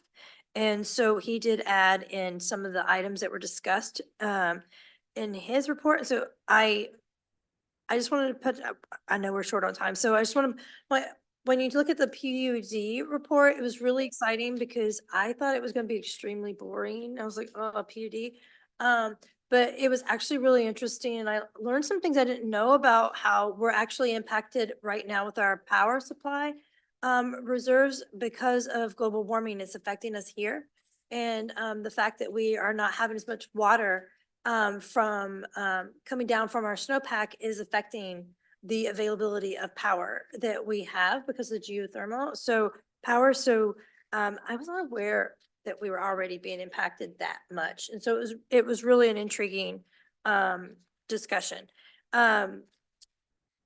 Also, City Chat was great. Thank you to all the volunteers. And I really appreciated it wasn't a bingo card, but the bingo type card that everyone needed to get a sticker. So that meant they came around and they talked to everybody. So I think whoever came up with that idea to enter into a raffle was really smart, and it was really great. It's got Cora very entertained as well. And then finally, I did go to the county executives county update. He did a different format today where he had someone from Boeing and someone from Amazon answering questions. Just a really interesting, impactful discussion on why Snohomish County is such a great place to be and such a great place to start a business, and how great our workforce is and how educated they are. And it was a really interesting conversation. So I imagine it was definitely recorded. So I imagine you can find it somewhere if you want to check it out. It was really interesting. And that's all I've got. Thank you. Councilmember Cavalieri, No report, Mayor. Councilmember Steckler. Yes, I also wanted to mention that I went to the Snohomish County update today that Mayor Pro Tem was talking about. And just a little bit of what I picked up from it, which I found really fascinating, was they talked about the growth of Snohomish County. And they talked about, what's going to happen, what's their plan. I have a better idea of what Snohomish County is counting on. And they really are hanging their hat on two huge employers, that being Boeing and now Amazon, because of the thousands and thousands of jobs that they're adding, which was surprising to me that the Boeing is, we hear all the stuff in the media about what's happening with Boeing, but Boeing is doing great. They're expanding the new 737 line. They're adding a whole line. That's thousands of jobs right there. And they're expanding some of their additional operations. And part of that is because Boeing has been outsourcing for years, and now they're finding, obviously, there's some challenges with that. So they want better controls with their suppliers. And the guy up there actually mentioned that they're looking for suppliers that are close by here in Snohomish County, which is one of the reasons that they were so excited about Snohomish County, is they want to be able to reach out and touch their suppliers. Again, that means more jobs. If you really want a great opportunity, be a supplier for Boeing and take over production of one of their components, whether I'll mention a door, but a wing or some other component. That's the ability to focus in on that one component. Boeing sees the value of that, but they want them nearby so they can control their quality control and all sorts of issues. And Amazon, the guy there was a little bit hard to understand because he was very, very French. He had a heavy accent, but they were talking about their new distribution center and the thousands of jobs that's offering. But it also opened up the fact that Amazon does see North Snohomish County as an opportunity for their gateway to Canada. And he talked a little bit about that as well, which I thought was really interesting. So the point of this was that Dave Summers wanted people to see the Snohomish County growth is just really well fixed. The other thing they talked about was both these companies, part of their component was recruitment. So they talked about the number of potential employees in Snohomish County, and what they're looking at isn't college graduates. They're looking at high school graduates. They're focusing on going to the high schools and recruiting people to come over to say, join Amazon. We'll make you, but before too long, you'll be a supervisor, a manager, and then you could, move somewhere else. But you'll as an alternative to military or college, there's Amazon. And of course, Boeing said the same thing, that they're developing more of the entry level positions. They're looking for trades, but going back to teaching these young kids out of high school, consider the trades, and here's some examples of them. And that's what and they were very positive about the school system in Snohomish County, the amount of schools that are here, the high schools, and the quality of the education. The Amazon guy talked about that as well, which got me thinking about, as other people like myself, other electeds, the number of people looking for jobs and the opportunity for Mill Creek to become a what do you call it? A company, a company, not a company store, but a company town. That they're going to look at places to live near Boeing, near Amazon. What are their choices? Everett has theirs, and other small towns, but Mill Creek has a great opportunity to be this spectacular community to which you can move and raise a family in, which it is, but only if we have enough housing for all of them. So that really got me thinking, wow, about more housing than which we're talking about with the sub area plan, but also the possibility of annexation and others. I mean, they are growing. They're growing significantly, and they had some pretty huge amounts they quoted. The last gasp would be Amazon made a comment. I like this one a lot for our marketing people who will probably be listening. Amazon wants to be part of the community, and they think it'd be so it would be a really good idea for us to reach out to Amazon and talk to them about sponsorship opportunities of buildings and naming rights and that type of thing that would help to solidify their relationship in the community. That's something that they're going to be looking for. Boeing didn't say that, but Boeing's been doing that for years. So as there's expansion, where's the great towns for their employees to go live at. I found it to be a fascinating presentation. I was really excited about the information, but it also, as I mentioned at the beginning of the meeting today, it overwhelmed me as to how important housing is going to be in the future. I mean, the little bit that we're talking about is like just a drop of water on the fire. I mean, we really need to be even more so thinking about where can we get the volume? Where can we get the land? Where can we put the housing? So it was a fascinating presentation. Thank you. Councilmember Allison, No report. Councilmember Duque, No report. Councilmember Paddock. Couple things, just ditto the thank you for the all the work on the Memorial Day commemoration. Also want to call out in addition to the folks that were already called out, Chaplain Lewis, I mean, always does just a fantastic job and really appreciated that. Planning Commission report is attached, thanks to the senior planner Tetta, who put that together and who puts it together every month, by the way. I do literally nothing except send that forward. The new planning commissioner, Schulte, had a warm welcome from the group and was active from the very start in a very positive way. So good choice for that. The Snohomish County Tomorrow report is also attached. The only thing I would recommend you take a quick look at is their Growth Management Act data update. Nothing's really changed, so there's not going to come in and make any changes to the direction we're going.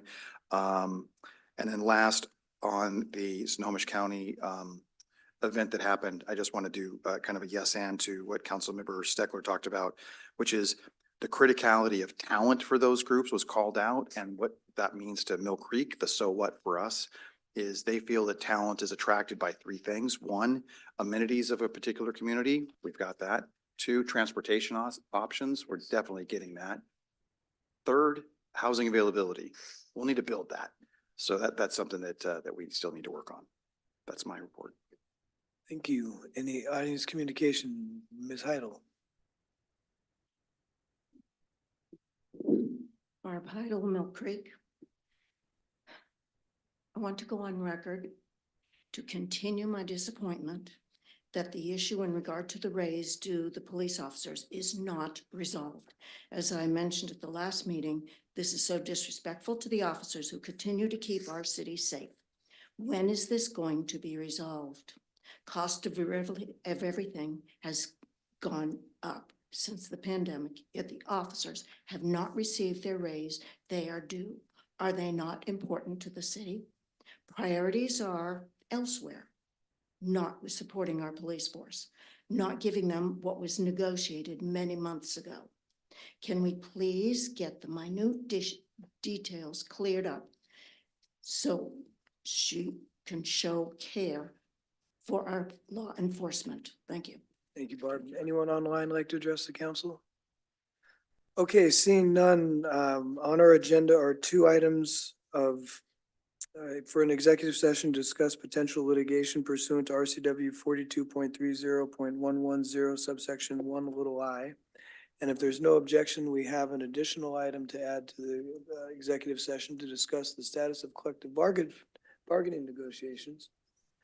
I'm told we're gonna need 60 minutes, but to promote efficient use of our time, not gonna ask for a motion to extend the regular meeting.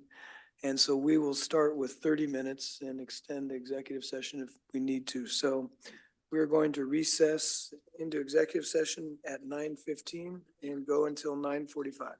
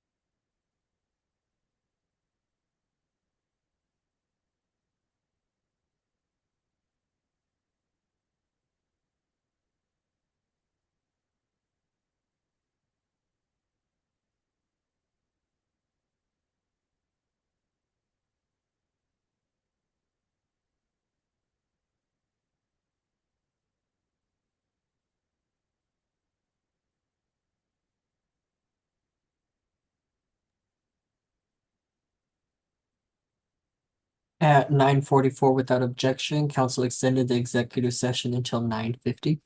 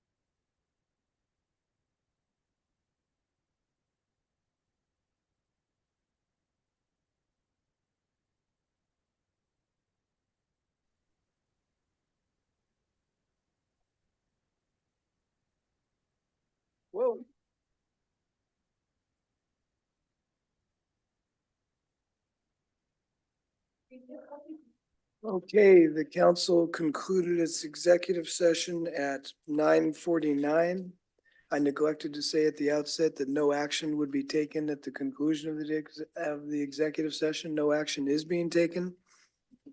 And with no objection, we will adjourn the regular meeting at 9:50 PM.